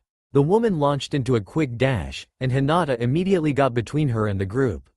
She attempted to duck underneath the sword strikes and knock out chakra points in the wrist, but somehow the Shugoshin avoided it with minuscule posture adjustments. After the brief first run by, no damage was taken by either side. Ino was now equipped with a kunai in each hand while Shikamaru merely stood there with one in his hand, though Hinata had a good idea of what Shikamaru wanted to do. "Hinata, Ino, I need you two to maintain an active guard while I try to trap her. If either of you see an opening, just keep in mind that it may be a trap." The voice was barely above a whisper, though with the adrenaline pumping through her body right now, Hinata felt like she could hear the beat of butterfly wings. Silently, she nodded her head and assumed Ino did the same. She was too focused on the enemy nin to have noticed. The enemy shinobi rushed in, unleashing a flurry of furious strikes, slashes, overheads, and thrusts. Even with Hinata doing her best to knock out chakra points, Ino blocking the strikes, and Shikamaru waiting for the right opportunity, somehow, it felt like they were outnumbered. Every time one strike was parried, another was on the way. Every time they blocked from the right, Another blow came from the left. There was no relief, only a constant need to block a new attack every single instant. Hinata would have given anything to have been able to watch this woman and Tenten fight. After what seemed like eternity but was only realistically about 2 minutes, the blows came to a halt and Hinata allowed herself to breathe. Looking at her arms quickly, she noticed a series of very minor cuts in non-vital areas. Quickly looking toward Ino, she noticed the same pattern occurring. At the time it had felt like they were mounting a perfect defense, though now it was obvious that this woman was exploiting some flaw in their execution. "Are you okay, Ino?" Hinata knew, in her mind, that Ino was a Jonin-level kunoichi whom had been in more dire health situations than her current one before, but it still seemed like the right question to ask. "Yeah, damn she's quick, and there's something off about those swords. Didn't even feel the cuts." Suddenly, Hinata realized where this battle was going. Akira would continuously attack them, inflicting minor damage until it added up into major blood loss and prevented them from fighting effectively. Her quick movement would prevent Shikamaru from ensnaring her easily, and she would be able to deal with both Ino and herself through her current method. Thinking quickly, Hinata saw one way to quickly end the fight in their favor. She got into a position, one foot in front of the other, palms outstretched. The next assault began quickly, but Hinata stood there waiting for the perfect opening to appear. It would have to be executed nearly flawlessly if it was going to work as intended. She could feel her chakra building up, waiting for her to unleash it. She had been inspired years ago after watching one of the greatest fights she'd seen to work on this technique, and she felt confident in her ability to execute it now. As one of Akira's sword hands approached, time seemed to slow down. Protective 8 trigrams, 64 palms. Suddenly, it was as if a web of chakra was surrounding her and all of Akira's chakra points were blazing as if on fire. Her movements, though impressive relative to how slow this technique usually made others' movements, were still significantly slowed. Hinata easily sidestepped the first blade and allowed her body to move of its own accord. 2 palms. A quick double palm strike toward the chest, unfortunately dodged through some kind of agile back step. 4 palms. 2 more strikes, this one aimed at each of her arms. The strike on the left arm hit a non-crucial chakra point near the bicep, the other missed. 8 palms. A barrage of additional strikes, aiming at the legs and waist. Akira was barely able to dodge these, and Hinata quickly surmised that the woman's best agility traits were in the legs. 16 palms. A flowing movement of palm strikes to every part of the body. Several hit, though were once more in non-vital areas. Hinata began to wonder if perhaps Akira was aware of her own chakra system but found the idea unlikely. 32 palms. Double the strikes, aiming for every target of opportunity. At this point, it was clear that Akira was somehow able to react in time to save herself from some of the jutsu's effects, so Hinata was really hoping to just hit her enough times that the total number of hits would render her incapable of fighting. 64 palms. The final barrage of strikes, the quickest succession of hit after hit yet. As the jutsu finally ended, Hinata counted that she had closed approximately 24 chakra points on Akira's body. While this may not have ended the fight like she wanted, there was no doubt that the enemy nin would exhaust chakra more quickly and move a bit slower. Hinata could see the redhead staring at her, panting somewhat heavily as her arms hung down somewhat loosely. For her part, Hinata was also breathing heavy. The jutsu she had used was very chakra-intensive and, perhaps, she would even be worried about the effectiveness of its results on this occasion were it not for the presence of Ino and Shikamaru. "Well, I suppose I should have been more careful around your damn Byakugan." Suddenly, she leapt into the air. "And of course you're still here, huh, Shadow Boy? That's alright, I have some tricks up my sleeve as well." Hinata had not even noticed Shikamaru begin his shadow possession technique and had also not noticed the shadow creeping along the ground. That should allow them to control their opponent's movements to some degree, a valuable tool in any fight. Akira tossed her swords into the air briefly as she began doing hand signs. Hinata could see the chakra building up and prepared herself for a defensive rotation if necessary. Ninja art. Mistress of the flame. Suddenly, the swords were back in Akira's hand. Only this time, the swords were encased in flames from the jutsu. Without a word of warning, the woman went back on the offensive. Hinata quickly decided that the only safe way to counter this jutsu was to dodge and adapt before looking for counters. Before, she had attempted to sneak in attacks by barely dodging the blades. Doing so now would result in burns. Ino counter-attacked from Hinata's left, helping to slow Akira's assault. The woman was, however, quite adept at dodging Ino's rather bland kunai work relative to her sword skills. Still, it was a distraction that bought them all some time, so nothing to complain about. After perhaps a minute, they were all separated once more. It was impressive that the woman was able to dodge most of her gentle fist attacks and Ino's kunai attacks, all while periodically dodging Shikamaru's shadow possession technique. Hinata, a voice rang out from within her own head, and it took her only a moment to realize that it was Ino using some sort of telepathic jutsu.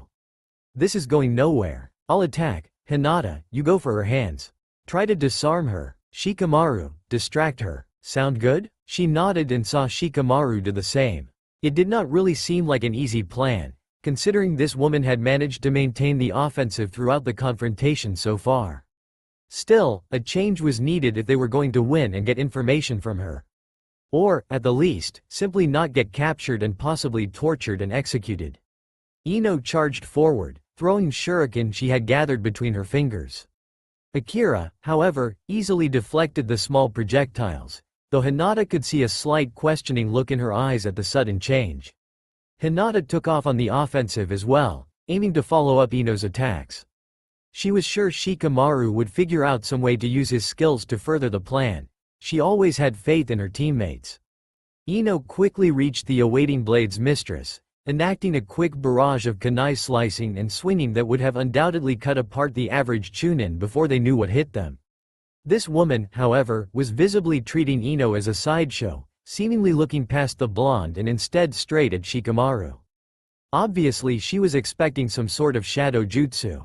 Hinata jumped into the fray, repeatedly targeting her opponent's wrists as she danced her strikes around Ino while avoiding her flaming swords. Theoretically, if she could hit Akira's wrists and close the chakra point, since the jutsu was still active, it would cause her hands to twitch open and drop the swords. Hopefully, the fight could only get easier against an unarmed opponent, especially one such as this. This was easier said than done, however, and landing a strike was proving very difficult. Suddenly, Akira jumped backward and Hinata saw in her peripheral vision a shadow approaching quickly. Next, the woman charged straight toward Shikamaru. For a moment, Hinata worried for her friend's safety. That was only until she saw Ino performing hand signs. Mind-body switch. She yelled, before her whole body fell limply onto the ground in a harsh fashion. Moments later, the charging mistress stood still and Hinata recognized that it was a success. The woman's fault had been to charge in a predictable fashion and, since she seemed to recognize their clan jutsu, underestimate the degree to which Ino had mastered the technique. Quickly, Shika, use your shadows. Her wolves fighting don't have long. Shikamaru's shadow possession jutsu quickly rendered the woman immobilized, and Ino began to stand up as she ended her jutsu.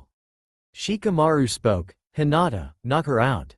I guess I underestimated you, Konoha-nin. I've learned a lot though. I suggest you kill me if you know what's good for you. This will not happen next time. Hinata was somewhat interested to know what kind of strategy this Akira woman was employing. It would be of no long-term benefit to them to kill the woman. It would only give a proper cause for war. Additionally, even if she relayed their appearances, it would not matter since they could not afford to be seen at all in these lands anyway. But for some reason, mention of a next time made her nervous, as if the woman felt she would have an opportunity to fight them again. Hinata closed off a few of her chakra points, rendering her unconscious. Shikamaru relaxed ever so slightly, having been tense throughout the entire fight and even when he had the nin in his jutsu. Alright Ino, you know. Excuse me. A low voice arose from the nearby trees, interrupting Shikamaru and surprising all three of them. Hinata was the most surprised, not being entirely sure how her Byakugan had failed to detect the man previously. Especially since the figure had, by a fair margin, the largest chakra supply she had ever seen.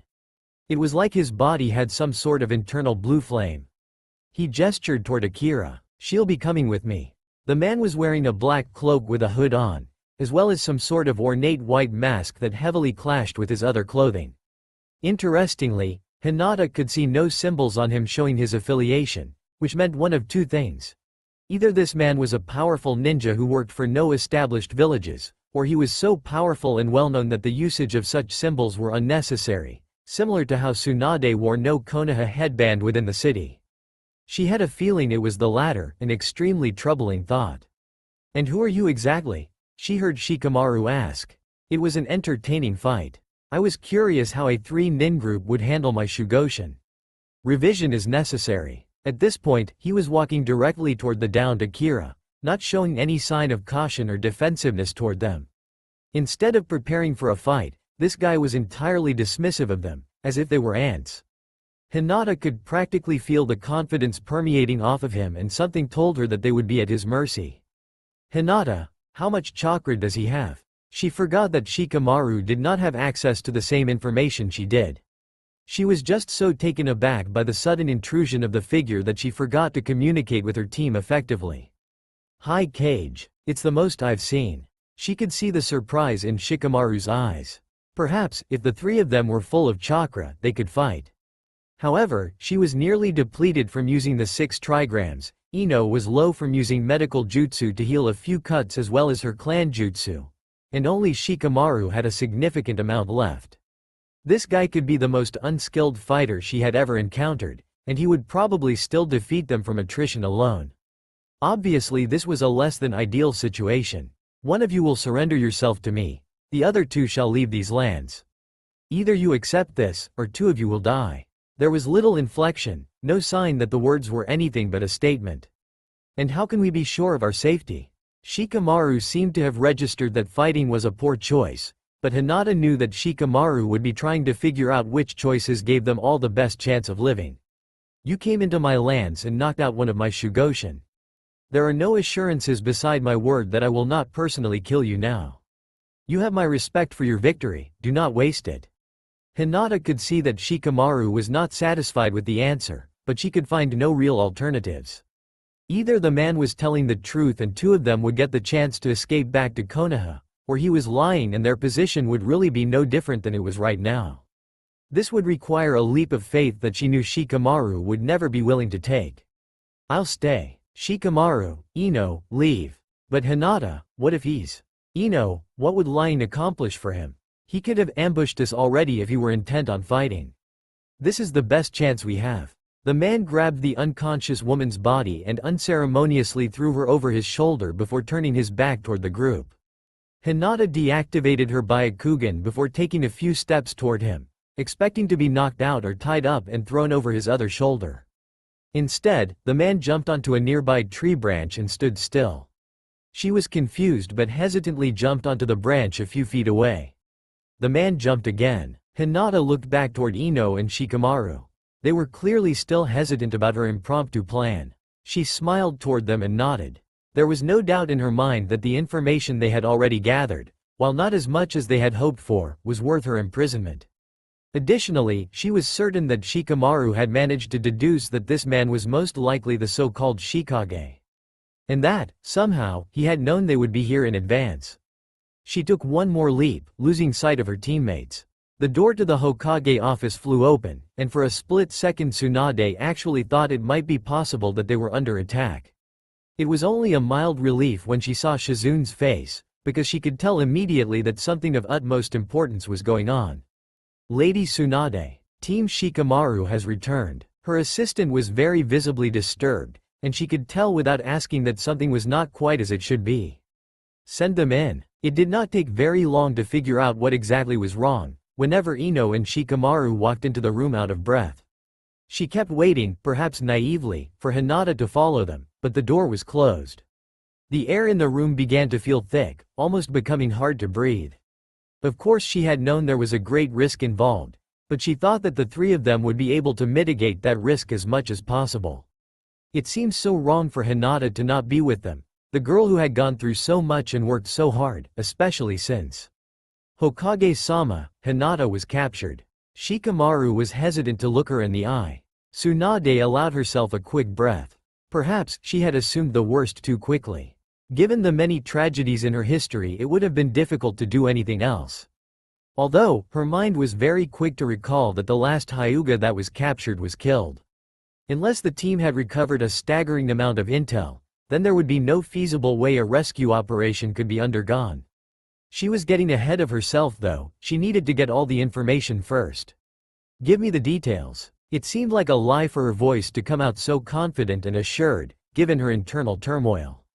Perhaps she truly had grown into her role as a Kage throughout the years, but she couldn't be sure that she liked the thought. Shikamaru took out a scroll, and she assumed immediately it was his mission report. That would have a lot of the large-scale information she wanted, undoubtedly, but she wanted to know what exactly had happened with Hinata. We were outside a village, eavesdropping on a team of shinobi, when we were ambushed by a ninja that we can only assume was a part of an elite group. After a prolonged struggle in which we sustained minimal injury, Ino was able to effectively neutralize her with a jutsu. We were preparing to have Ino enter into her mind to extract information when we were surprised by the arrival of a figure which, from his attitude, appearance, and word choice, I can only presume was the Shikage. Tsunade felt her eyebrow raise, but did not think that she needed to say anything for Shikamaru to know what she wanted to hear. He was wearing concealing clothing and a mask, so he could not make any sort of identification. He offered to let two of us go if one of us volunteered to become a prisoner. I was hesitant, not wanting to trust him, but Hinata, she volunteered. He recovered the incapacitated enemy, then left with Hinata. Ino and I decided to try to get out of the country immediately, given that losing Hinata would significantly hinder the operation if it were to continue. The journey back was largely uneventful, minus one freak sandstorm that delayed us. She sat there for a moment, mulling over all of the information. It was a significant loss to not have someone of Hinata's skill level available for an indefinite amount of time. It was an additional shame that they got no new information regarding the Shikage for their troubles. There was still hope, however, that whatever intel they had gathered would prove to be useful. But was any amount of information worth Hinata? Maybe it would have been better to have not sent the mission in the first place. Lady Hokage, Ino spoke up, the determined look in her eyes surprising Tsunade slightly. I would like to volunteer myself for any missions assigned to rescue Hinata. Tsunade, deep down, felt proud. It was an honor to witness a shinobi so willing to go out on a dangerous assignment to rescue a comrade.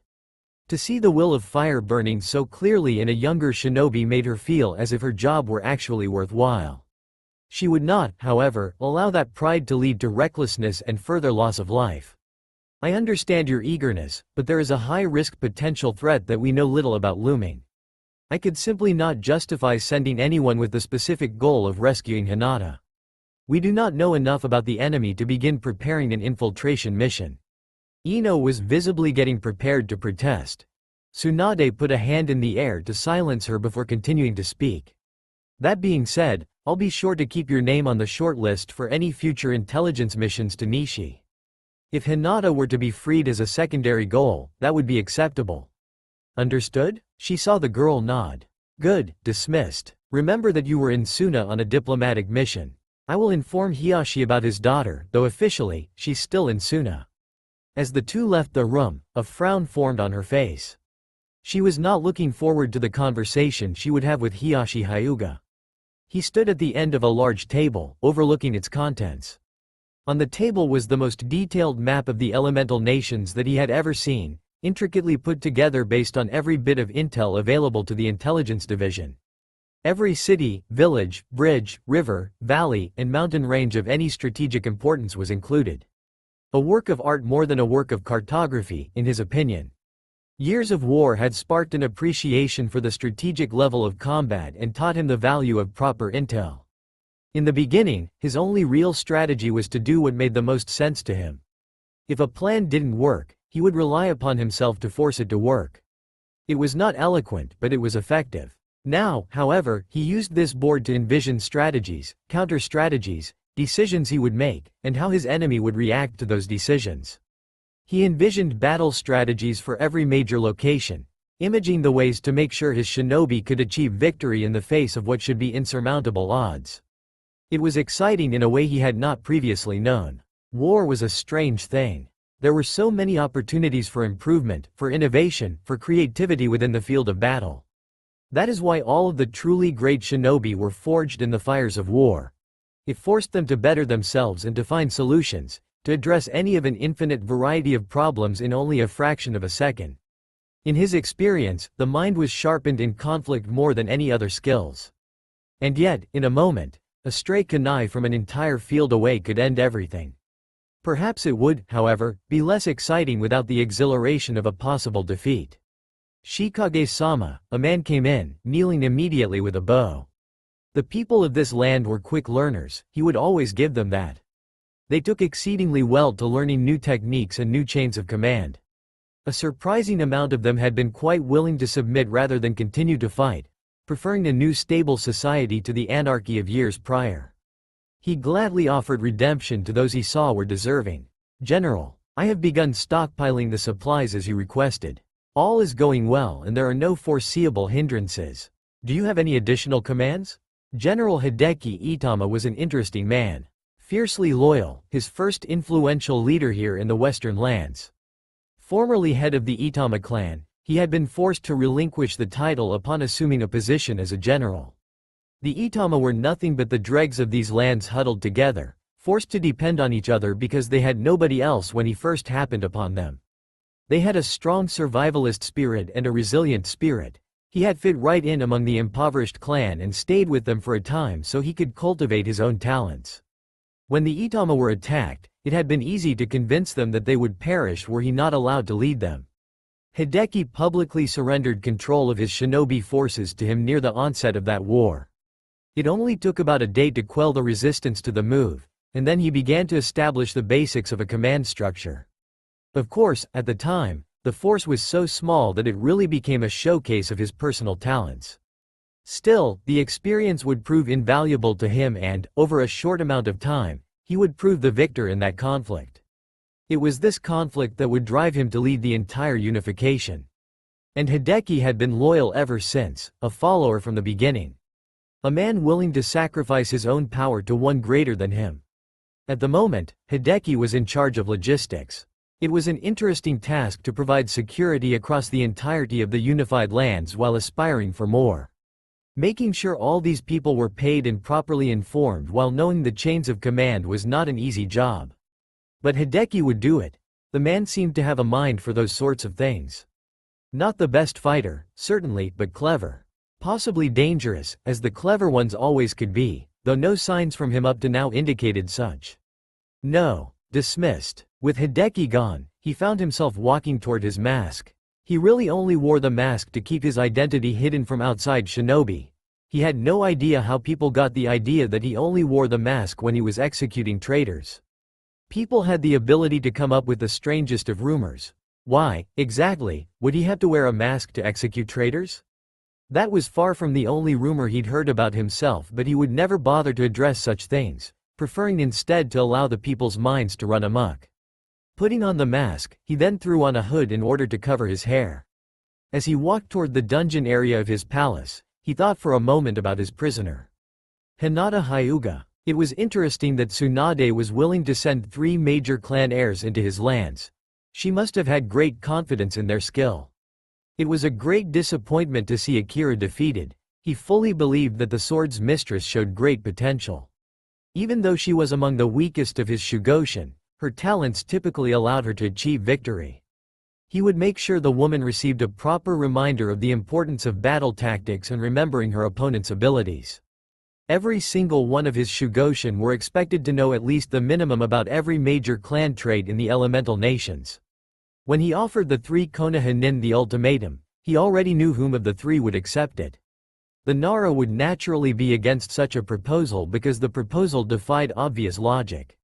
He had perhaps expected the Yamanaka to resist more vehemently, but that was of small consequence. Ultimately, it came down to the kind-hearted Hyuga heiress to make the decision. Absent-mindedly, he considered that this would be the first time he had seen her since she surrendered herself. It would be interesting to see if the dungeon master had followed his orders.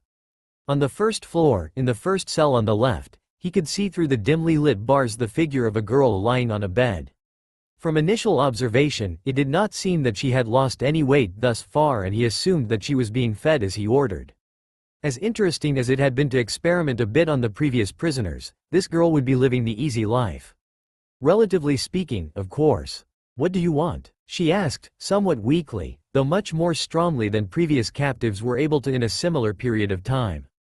He saw her sit up, and made a quick mental note that no chakra-suppressing seals were present by her eyes. He wondered if she would be able to use the Byakugan in such a state and figured that the upcoming days could be quite interesting if she was.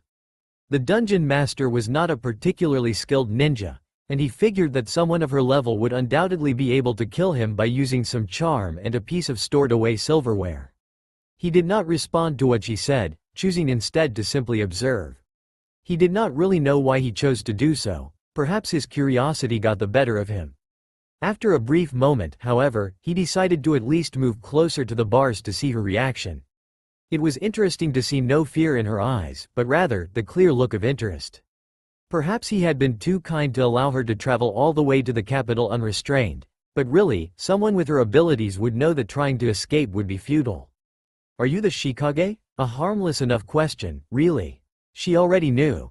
The Nara probably already had it in a report handed over to the Hokage at this point. He nodded. "What do you want with me?"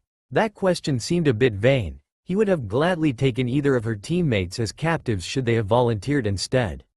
Perhaps what she meant was, "What do you want with a Konoha nin captive?" He could answer that question truthfully. Nothing. The fight had been entertaining, but, despite his disappointment in Akira, it seemed unfair to her efforts to allow all three of them to escape. If nothing else, the fight helped him to see that he had possibly overestimated his Shugoshin and that they would not be able to take on a team of highly skilled enemy ninja individually. There was no particular need for a prisoner after accomplishing his goal with the last captured team, but it was an extra resource if necessary. It could even be possible that having a prisoner for Konoha to focus on rescuing would blind them to broader movements. "What are you planning?" Did she really expect him to answer that? To go on some sort of diatribe describing all of his secret plans that not even his generals were fully aware of? If he did that, he would then have to ensure that she was more properly restrained and restricted. That seemed extremely limited. His current plan for her was better. He didn't even respond to this one. If the girl wanted him to participate in this strange game they had established, she would have to ask better questions. "Why are you here?" "I don't know." He had not expected to give such a quick impulsive response. It was rather uncharacteristic of himself nowadays. In this case, there was no great harm to doing so, but there were so many cases where it could be. He would have to make sure not to allow it again. It was interesting really, seeing her relax a bit at his answer. "Did my teammates get back to Konoha? Could there be any real danger to letting her know?" Perhaps he should have brought the head of interrogation down here with him, but the man could be a bit disagreeable on occasion and would have undoubtedly told him not to worry about talking to her. Maybe if she thought they were safe she would be more willing to surrender information, but he doubted she had access to anything that would be of much use. "I have received no reports of their capture." The simple truth. He had not killed them on the spot, as promised, and they managed to escape without being captured by any of his other shinobi. He was not too worried. Based on their whereabouts he knew that they had no information of vital importance at the time. If they had continued their mission his forces would have undoubtedly outed them by now, especially without the unique eyes of the Hyuga clan to help them maintain stealth. She breathed an obvious sigh of relief. It intrigued him at how willingly she put her teammates before herself. He knew that it only limited her, however. Why worry about your teammates when you are the one here, imprisoned? Curiosity always proved to be a strong trait of his, one of the few that he could seldom restrain. Because, in Konoha, we're taught to fight for others before ourselves. He almost laughed, at least, he cracked a small smile at her naivety. Really? And if you fight for others, what drives you to improve yourself? What if the others don't approve? Putting all of one's value into others limits the amount that a shinobi could improve themselves. Perhaps it was cheating to use what little knowledge he had of the Hyuga clan, in particular its leader, in a way that could discourage the girl. But all is fair in war, is it not? He wanted to hear her response. You train to protect them anyway, regardless of what they think. I knew someone a long time ago. He was hated by everyone but he always tried to improve himself anyway, to be a ninja that could protect them. And what happened to him? It felt strange, bantering with the girl in this way. He knew that he was being far too interactive at this point but the entertainment factor of it drove him onward. He disappeared while training. What was his name? Naruto Uzumaki. Her eyes became hard as steel when she said the name, her resolve strengthened. Any weakness was gone from her voice. It was very interesting to see the effect that name had on her. At this point he was quite tired of the conversation. He turned around and took a few steps, intending to leave, before her voice called out to him. "Wait, who are you?" So, she was still trying to gather information for her village? How admirable. He could certainly appreciate her dedication. In fact, all of the recent Konoha teams seemed like rather exemplary shinobi. He took off his mask and lowered his hood. A part of him knew that he needed to go through with this, to get the curiosity out of the way once and for all. Another part laughed at him for succumbing to a momentary whim. He turned to face the girl, but knew it was too dark for him to be seen. He took a few steps toward the bars, until the scarce light found his face. Her eyes grew wide and she sat completely still, visibly shocked. He wondered if her reaction was unique or if everyone else would be comparably surprised. "Hello Hinata, it's been some time." She seemed to shake herself out of her daze, and he found himself smiling softly. He had been curious for so long about how certain people would react to finding out about who he had become. It had long hung over him, no matter how much he attempted to put the question out of his mind. Perhaps now he could put that silly issue behind him and focus more on the many tasks ahead. Naruto? Her voice was weak, almost broken. He could practically see the questions stirring in her eyes. It actually felt weird to hear his name being spoken directly to him. It had been so long since he had gone by it. An alias had been used when he first arrived to these lands, and even now that name was mostly stricken from the records. To these people he was the Shikage, they had no alternative for addressing him. It was as if a load had been lifted off his shoulders, one he'd never known he carried and one he still didn't fully comprehend. "Please enjoy your stay. I hope you find the accommodations to your liking." He smiled a bit, enjoying the atmosphere. He always did have a bit of a taste for the dramatic. With nothing more to add, he turned around and walked away, ignoring the string of questions the dazed girl eventually managed to squeak out. Now he could finally be satisfied that his base curiosity was sated. Yes, after all this time, he was indeed still Naruto Uzumaki. And he was the Shikage of Kamigakure. It had been a long time since he had set foot in the Land of Fire, over 5 years at the very least. It was no wonder then that he naturally found himself wandering into a bar. Dealing with all of the memories of his long life would surely force anyone to need a bit of alcohol, in some attempt at drowning at least a few of them. Sake was truly a drink divine in origin. It was a shame that its effects didn't last longer. It seemed like, for a long time now, he was never truly feeling up to himself without having a bit to drink. Perhaps that made him an alcoholic, but it was hard to worry about that with everything else wrong in the world. "Sake please," he told the bartender, who quickly provided. He poured some for himself, eyeing no nearby beauties to offer to share. A shame, really, although he was sure after a few drinks then some of the women around him would turn into beauties. To Orochimaru, he thought, taking a swig. Snake bastard. If only he had seen how evil the man was, how much his desire for power perverted his thinking. But no, he had been the good friend, covering for every occasional mishap and providing a few too many alibis. Next thing he knew, there was some human testing facility under Konoha. He had truly wanted to atone for his sensei letting that snake get away. If only the Uchiha brat hadn't gotten to him first. To Minato, he thought, a bit more remorseful this time. His prized student, a friend, someone who looked up to him and ignored all of his flaws. A great flame extinguished far too soon. The things that the Namikaze could have done with his power, influence, charisma, and dream, but instead, he had sacrificed himself with a seal. 2 down already? Well, he was in the Land of Fire.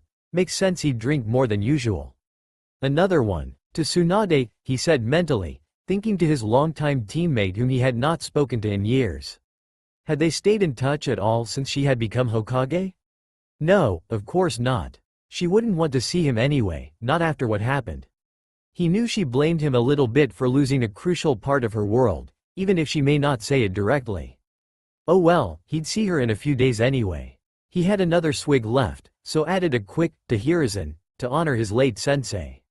Killed by his former favorite student, at least the man had lived to see old age, though now that he thought about it, maybe that was a bit overrated. Who the hell cared about living to old age if that only meant you got to lose everyone around you? People like Naruto, he said abruptly, but not very loudly, a random bit of noise lost in the raucous of the bar. At this point, he recognized that he was quite drunk, but he was sure he could handle more. It was always fascinating, thinking about the brat. Some kid who tied himself into too many of his memories. Orochimaru? He thought of Naruto fighting that Kabuto guy. Minato? Naruto's father, though it seemed that one was still a well-kept secret to everyone. Tsunade? The brat had been more effective at retrieving her than he had been in years. It always seemed like those two had a special connection of some kind. The kid always seemed softer around her. Hiruzen? The old man cared a lot about Naruto. That first month when he had the brat as a student, he'd ask for updates every time they talked. The kid deserved credit, he'd say that much. It was a very thorough distraction he laid down all those years ago, making it look like Iwa had abducted him. In the panic of that morning he had followed the scarce tracks for a bit too long before noticing that they were planted. He couldn't even recall teaching Naruto in the arts of evasion. Then again, the kid was always quick to think on his feet. If he had not underestimated him, then he probably could have tracked him down. But he'd challenge even an Inuzuka to have done better while hungover with no dogs. He had wanted to avoid doing a reverse summoning in order to capture and interrogate the perpetrators should he catch them, but had been surprised to learn even 2 days later that the technique would no longer work. To this day, he had not figured out why exactly Naruto chose to run away. Perhaps it was some dissatisfaction with Konoha. After all, they were near the end of the training trip and everything had seemed fine for quite some time. Sure, maybe he should have acted against the kid's anger, but it seemed like a productive anger, one driving him to train. It could have also been some side effect of continued usage of the Kyuubi's chakra. They were in uncharted territory in terms of experimentation. Maybe it had something to do with the training. The kid was always a little brash, maybe he thought he'd learn more on his own. That seemed rather unlikely though, seeing as how Naruto seemed to respect his strength and wisdom for the most part. Or maybe he was remembering things incorrectly, he was a bit intoxicated. Maybe it was none of these things. That Naruto simply wanted to live a quiet life in some little village that nobody cared about. Sometimes he thought about the last option. That Naruto was in some small village in the lands of some poor country, working as a farmer, married to the beautiful daughter of the local lord. Given Naruto's affinity for people, the daughter probably loved him only half as much as the lord. Every morning he'd wake up at the crack of dawn in order to tend the fields, and all the other villages would be astounded to see 100 shadow clones tenuously working. Then again, the kid would only be, like, 23 or something. Nah, no student of his would be tied down already. Even Minato had been a little older. Though it would be nice, living in some quiet village. No politics, no hidden agendas, no spying, no prophecies.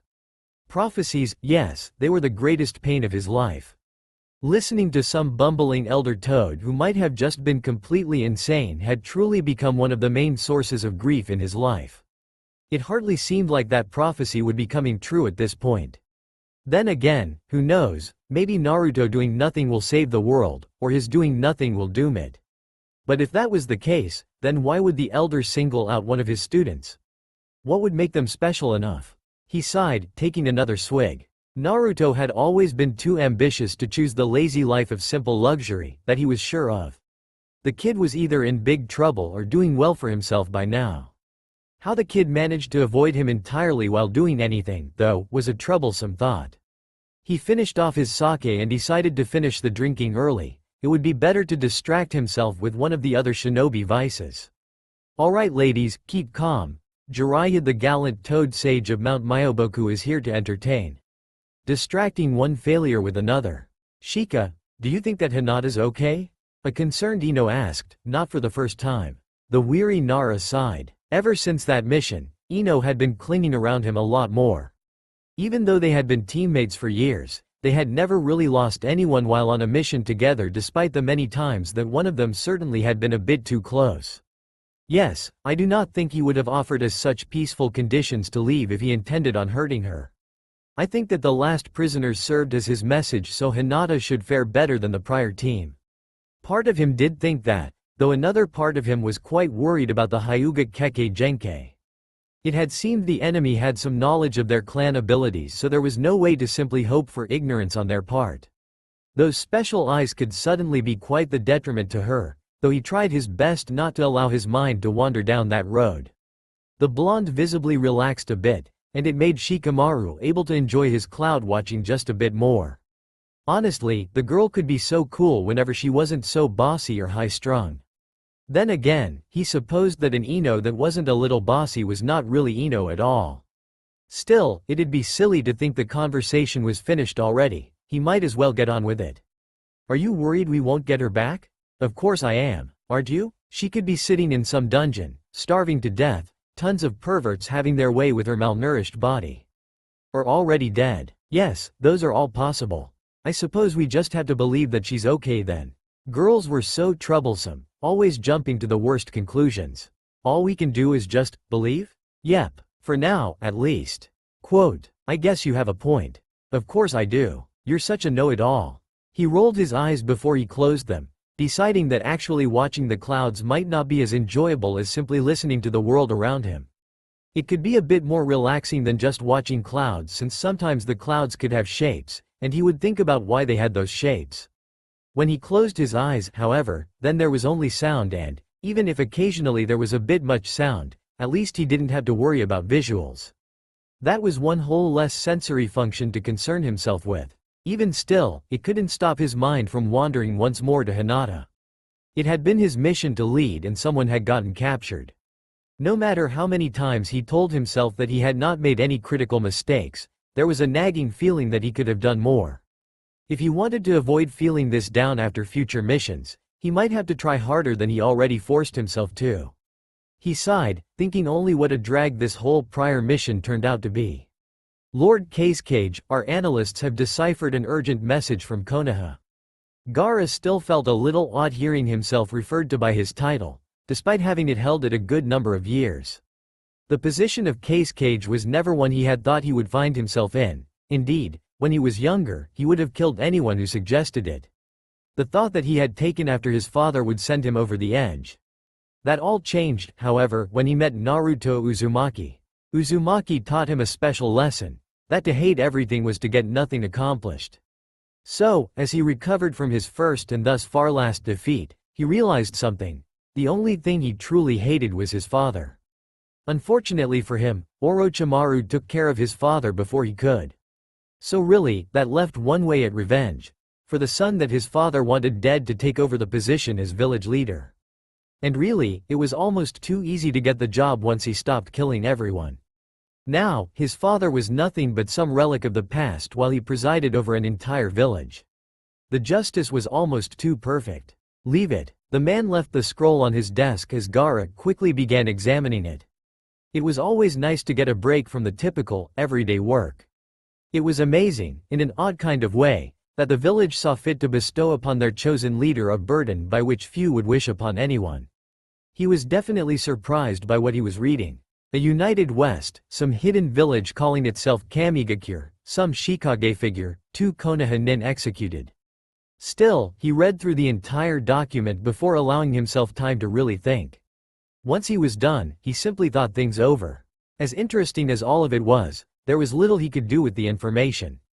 The village was already struggling economically, with a budget that could barely afford to keep them as a top 5 shinobi nation, so it was not like he could commence some military buildup.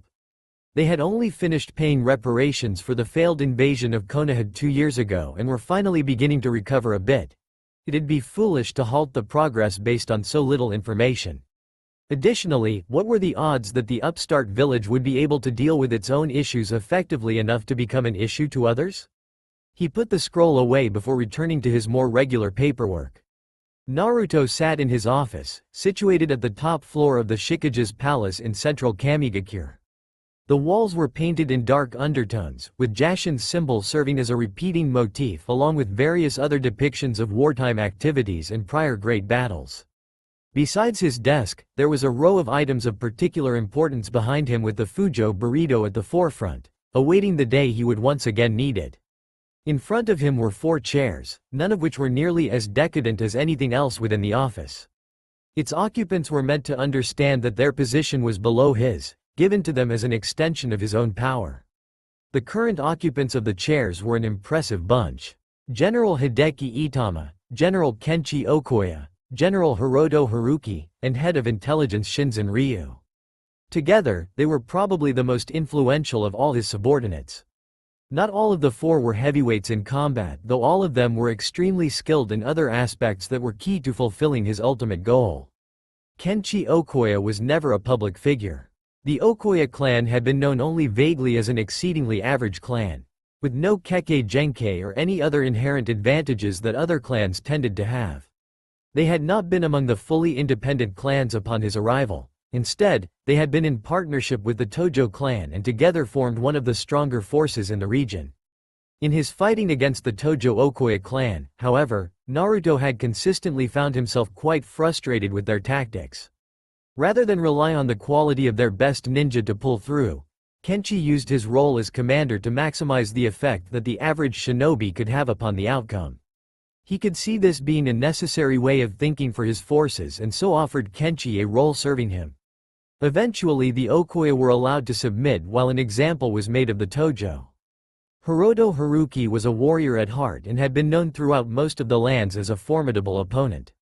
The battle against him was among the more difficult of individual fights that Naruto had endured in his time, an all-around fighter who relied on no clan jutsu or Kekkei Genkei. The man was currently one-armed, as a result of their confrontation, and was only alive due to the fact that, in the face of his defeat, he bowed in subservience. Naruto approved of the gesture, and figured he could find some good use for the veteran. As it turns out, the man was quite good at rallying and training other ninja. It was always important to try to balance sending a message with ensuring he got the best from his shinobi. Shinzen Ryu was a mystery in and of himself. There were no records that he was ever born, ever raised, ever attended school. In fact, this man managed to somehow sneak past all of Naruto's security forces in order to approach him directly and ask for a chance to demonstrate his skills. Naturally, Naruto had been prepared to kill him, figuring him to be some sort of assassin, but allowed the man a chance. He proved himself to have a knack for getting intel like no other. Of the four men sitting in front of him, the only one with questionable loyalty was Shinzen. From all their interactions so far, Naruto was not sure what exactly made the strange man tick. All he knew was that Shinzen was the best choice to lead the intelligence division. Besides, the man never exactly showed signs of disloyalty or subordination and continued to excel, even if Naruto was sure the man was using some sort of alias. Maybe one day he would confront the man about his identity, but in a way, it almost seemed better to not know so long as the man was producing quality results. Hideki, our timetable remains intact. Resources have been sufficiently gathered from all regions with little resistance. Hiroto, all active duty ninja and able-bodied reservists have received your instructions. They will be ready to execute your commands at any time. Shinzen, it seems Konoha has kept all information to themselves, with the possible exception of Suna. The case Cage is a very confidential individual and wouldn't let anything of this sort get out far. Naruto took a moment to digest everything told to him.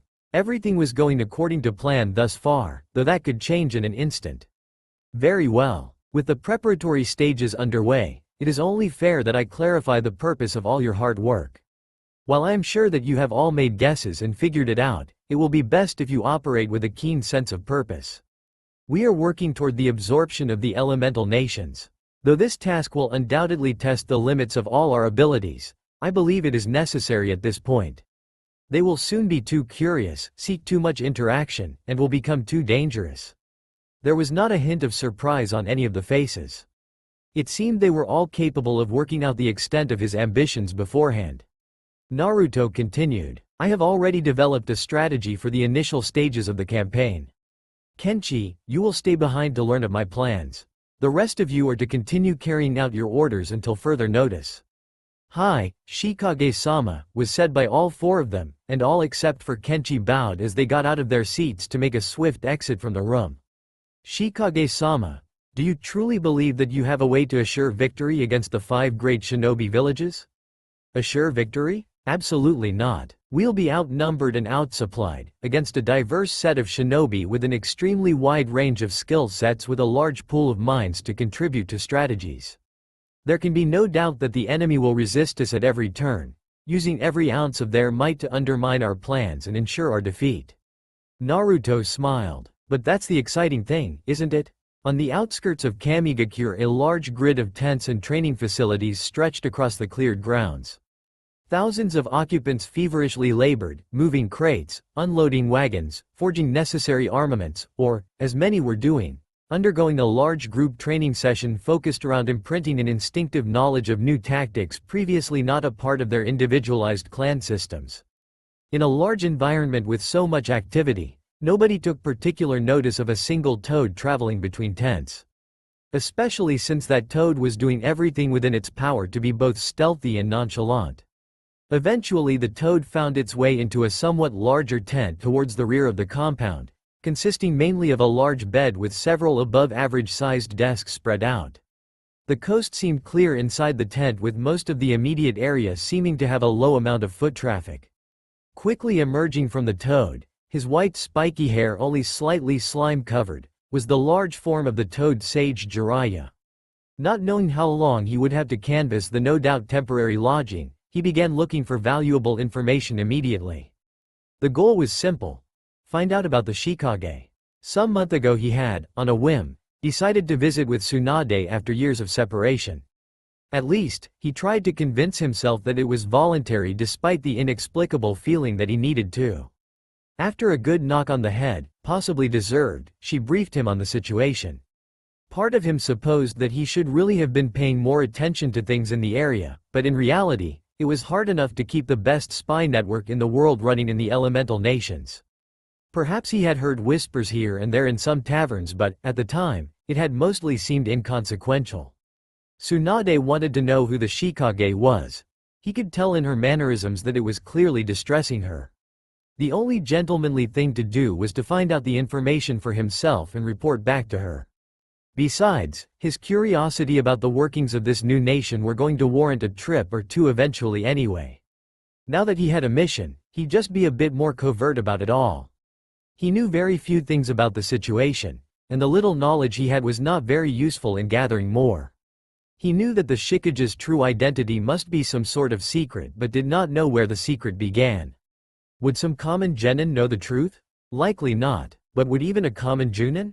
There was no way to guess. If capture and interrogation was too high risk, low reward, he'd rely on infiltration. The toad's summons that helped him to get this far hopped outside the tent, with an unstated order to croak if any intruder saw fit to enter. This would allow him at least a small window to either hide behind something or escape outside. He hadn't quite decided which he would do, preferring to improvise on the matter.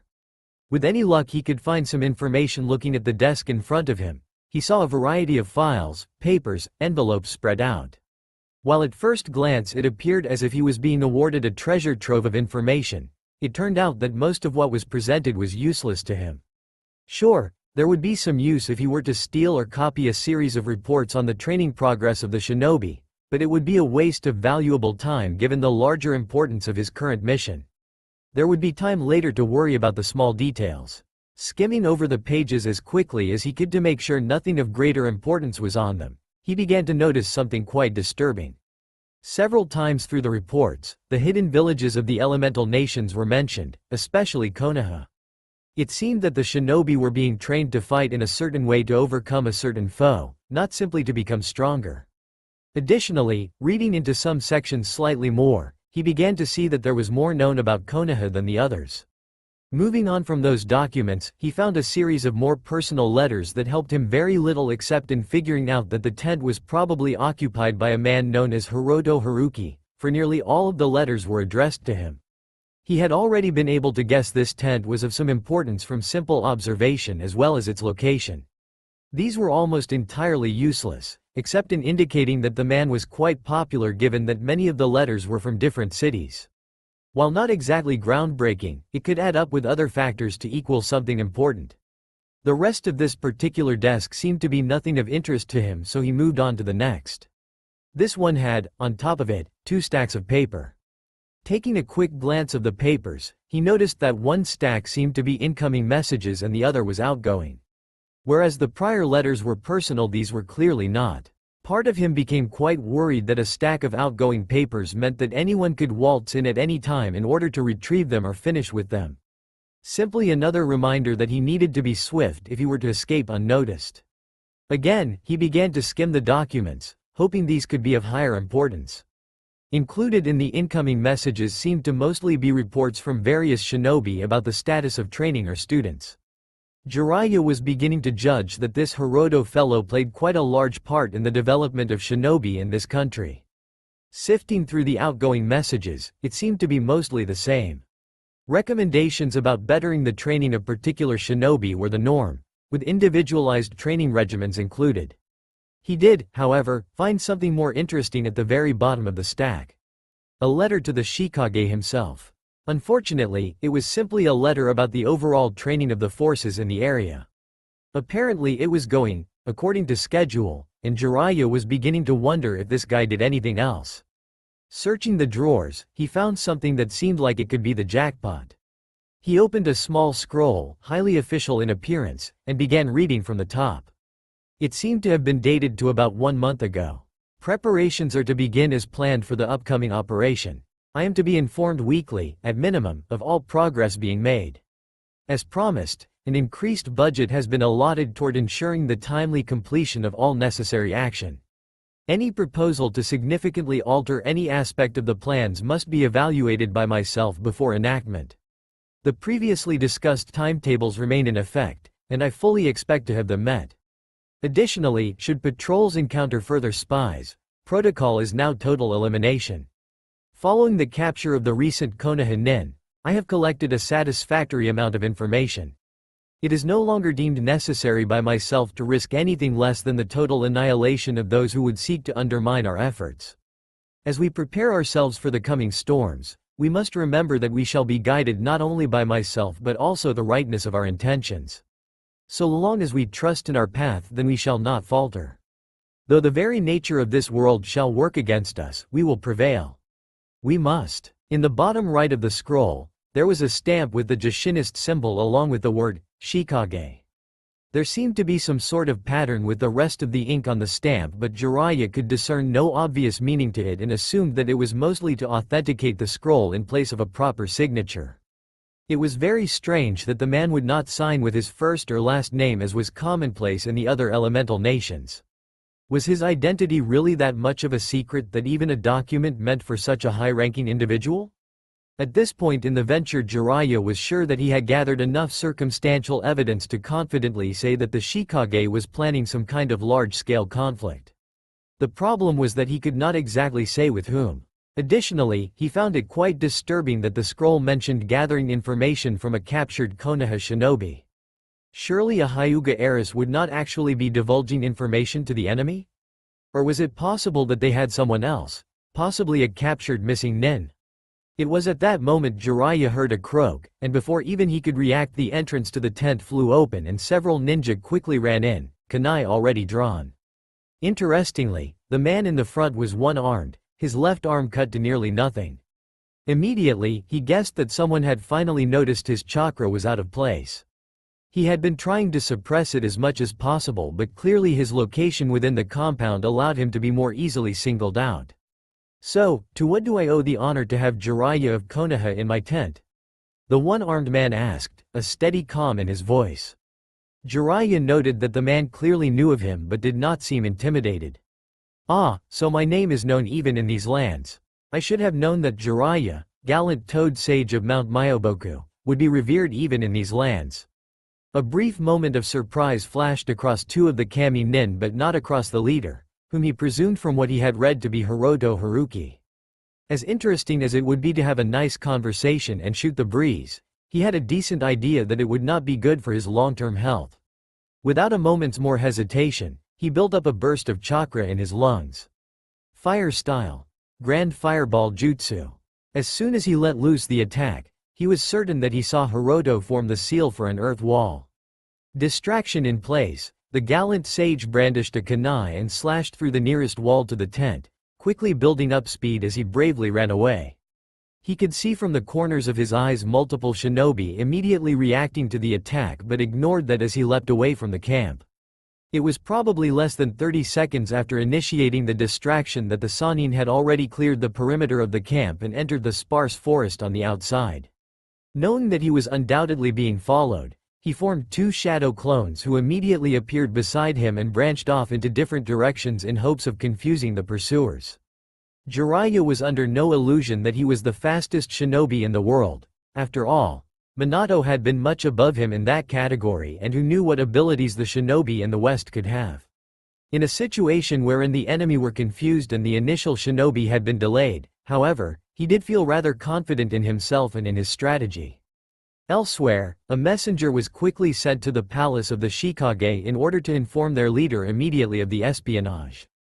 Ordered by Hiroto himself in a single sentence before the man took off in pursuit, the messenger sprinted as quickly as he could to the main floor. He could see some of the workers look at him inquisitively but did not spare them a second glance. It was not until he was ready to burst through the main doors that any sense of reason took over him. Taking a momentary deep breath, he calmly opened the doors and walked into the large main office.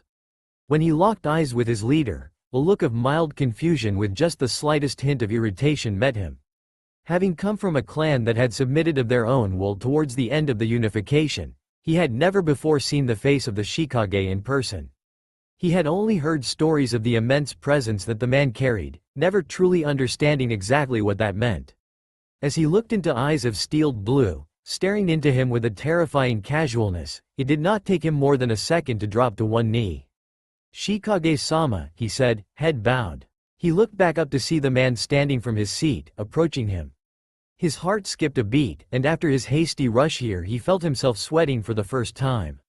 Just being in the same room as his leader filled him with a sense of nerves, a reaction he could not understand on a logical level. Surely there was no reason to feel this way if he was simply bringing news? He saw the man's feet stand in place in front of him. "What is it?" The voice was strong, perhaps a bit stringent even. "We encountered a spy in the main camp outside of the city. I believe Hiroto referred to him as Jiraiya of the Sannin. He escaped, at least for the moment." His voice cracked, and for a split moment, the embarrassment surged through him. He had long been one of the top prospects among his clan, trained from a young age in everything they could offer. He had worked hard from his earliest days and, during the unification wars, had sought to prove himself. When his clan surrendered peacefully, he had been a critic against it. Afterwards, however, he enrolled himself in the army of his new leader seeking to prove himself. Having fought in several of the major battles which would end the unification, he was taken on as a pupil of Hiroto Haruki himself. And yet, in this moment of meeting the Shikage, it all felt like nothing. He felt insignificant in the eyes of the man of whom soldiers told countless stories, among which few knew how many were real or exaggerated. Interesting. How long ago was this? 5 minutes. And in which direction did he flee? North. You have done well to get the information to me this quickly, Daisuke. You are dismissed. He could feel his eyes widen at his own surprise and looked up only to see Shikage-sama had already turned back around and seemed to be collecting a few items. To hear Shikage-sama address him by name and give him praise was completely unexpected, and it filled him with a new loyalty. Suddenly he felt like if he were ordered to personally conquer the eastern nations by himself, not only would he try, he would succeed. Jiraiya continued to run. At this point, he had not seen any sign of pursuers for quite some time, and it had been an hour since he began to flee. Both of his shadow clones had been dispersed a while back, having not had the chakra necessary to maintain the pace necessary to escape as he had. He had made sure to not give them too much in case he needed to stand and fight at any point. Still, they seemed to have served as a good distraction. He finally came to a halt, allowing himself to think about the occurrences of the day. It was very unfortunate that he had been caught earlier. It meant not only would he likely not be able to return anywhere near Kamigakure without having the risks be much too high, but they would be on the lookout in other regions as well. In all likelihood he would have to lay low for at least a week before searching for an alternate location to look for clues. He almost groaned at how boring it all sounded. Maybe he should have found a way to fight a few of the Kami Nin, just for a workout. Maybe he could ambush a patrol and interrogate them. It was only by years of combat experience that, amid the natural sounds of the land around him, he could make out a faint and unnatural sound. Quickly, he dodged to the right and turned in the direction of his sudden adversary only to see nothing except a kunai in the branch of the tree. Analyzing his surroundings, he saw that it was the same as most of this part of the country seemed to be: sparse forests, with sporadic clearings. He was about to continue running, thinking of a possible distraction, when he heard it again, somehow from behind him. Dodging to the left, a kunai struck the dirt seconds later. Jiraiya had to find some way to confront his assailant, but, having no ability to sense chakra outside of Sage mode, knew his options were limited. Thinking quickly, he put his hands to the ground for one of his most signature jutsu. The ground for a large area around him began turning to swamp, trees sinking into it. He was listening all around him when he heard the sound of someone landing on a tree branch nearby. Leaping in that direction, he finally saw something. A man in mostly black clothes, who seemed to have a mask on. He charged at the figure, but for some reason, the man did not respond in any way. Jiraiya, deciding not to risk a trap, threw a kunai. The man did nothing, but when the kunai hit, he vanished in a puff of smoke. The Toad Sage was extremely surprised by this. There were very few people, as far as he was aware, who knew of the Shadow Clone Jutsu. The jutsu had been deemed forbidden in Konoha by the second Hokage. It was, however, somewhat more of a quasi-forbidden jutsu, passed down from trusted elder ninja only to certain students with little repercussion. The second had taught the third, and the third had taught him. He knew, however, that many Konoha Junin with larger chakra reserves such as Kakashi Hitaki were allowed to learn the technique. Apparently one of Konoha's secrets had gotten out. Suddenly there were 5 more opponents in front of him, just standing in the clearing. Getting a good look at the mask, he was suddenly reminded very much of the report Tsunade had given him to read about a trip to Nishi. The mask was white and ornately decorated, standing out in stark contrast to the man's black clothes. It occurred to Jiraiya that, in all likelihood, he was facing the Shikage himself. By any stretch of the imagination this could not be good. The enemy nin charged him at an extremely high speed, Jiraiya barely able to back away before their strikes landed. He attempted to land a quick jab, hoping to disperse the clones and reveal their creator. This was unsuccessful as the strike was blocked by the targeted clone and the others immediately resumed the offensive. Attempting to dodge some while blocking others, he was unable to do anything about a punch that landed in his midsection. While not exactly on the level of Tsunade, it was definitely a solid strike with some force behind it. Kind of like Minato, actually. Jiraiya hoped to whatever gods there were that he was not fighting a Minato-level opponent. The assault continued, Jiraiya having a hard time getting reprieve from his opponents. He continued to back away while blocking and dodging, moving at full speed yet not able to create much separation. Instead of having the advantage in speed, it seemed they were on equal footing. And yet, for some reason, he had the distinct feeling that they were holding back. No, holding back was not quite right, they were just not going all out. The 5 identical shinobi suddenly stopped, and Jiraiya allowed himself a moment to breathe. Now that he had a second, he was pretty sure he had been hit 1 or 2 more times. His left arm felt like it had taken a rather stout punch. This was ridiculous. He needed to be able to do something to change the tide of the fight, but it was difficult to think clearly. Needless to say, he was tremendously surprised when all of the clones suddenly dispelled. "Feeling brave enough to fight me yourself?" Jiraiya said, not seeing anyone but having the feeling that someone would be listening. Maybe if he could appeal to some sense of honor, then it could at least be a one-on-one fight, and he might even be able to concoct an escape plan if he was careful enough. That's when he heard someone land to his left and turned to see the man whom had presumably created the clones standing mere feet away. "I wanted to watch, just for a moment." The man's voice was calm, even, and obviously confident. He was standing straight, though clearly not entirely relaxed. Jiraiya felt the slightest bit uncomfortable that someone would have the gall to attempt to toy with him. "So, you believe you're stronger than Jiraiya, gallant Toad Sage of Mount Myoboku? That I could be so easy a foe?" A little bit of bravado never hurt, in his opinion. Besides, the longer he could get the guy to talk, the longer he could try to escape. Right now, he was thinking of summoning Gamabunta to distract him while making a getaway. "Your growth halted a long time ago. I have been exposed to the flames of war, the great furnace from which a true shinobi is forged. I have trained to the fullest of my capabilities, whereas you have been inactive. Every day I have gotten stronger and will continue to do so. Under normal circumstances I do not believe you could offer much of a challenge. Luckily for you, I have never fought a sage and would relish the experience." Jiraiya felt a bit of his ire rise up at being so easily dismissed, though he was quite intrigued that the person seemed intent on letting him enter Sage mode. If he could get that accomplished, then maybe he'd be able to defeat the Shikage and prevent further war. It takes me a while to enter Sage mode. How do I know I can trust you? To Jiraiya's great surprise, the Shikage raised both his hands toward his mask and seemed to unhook some hidden connectors.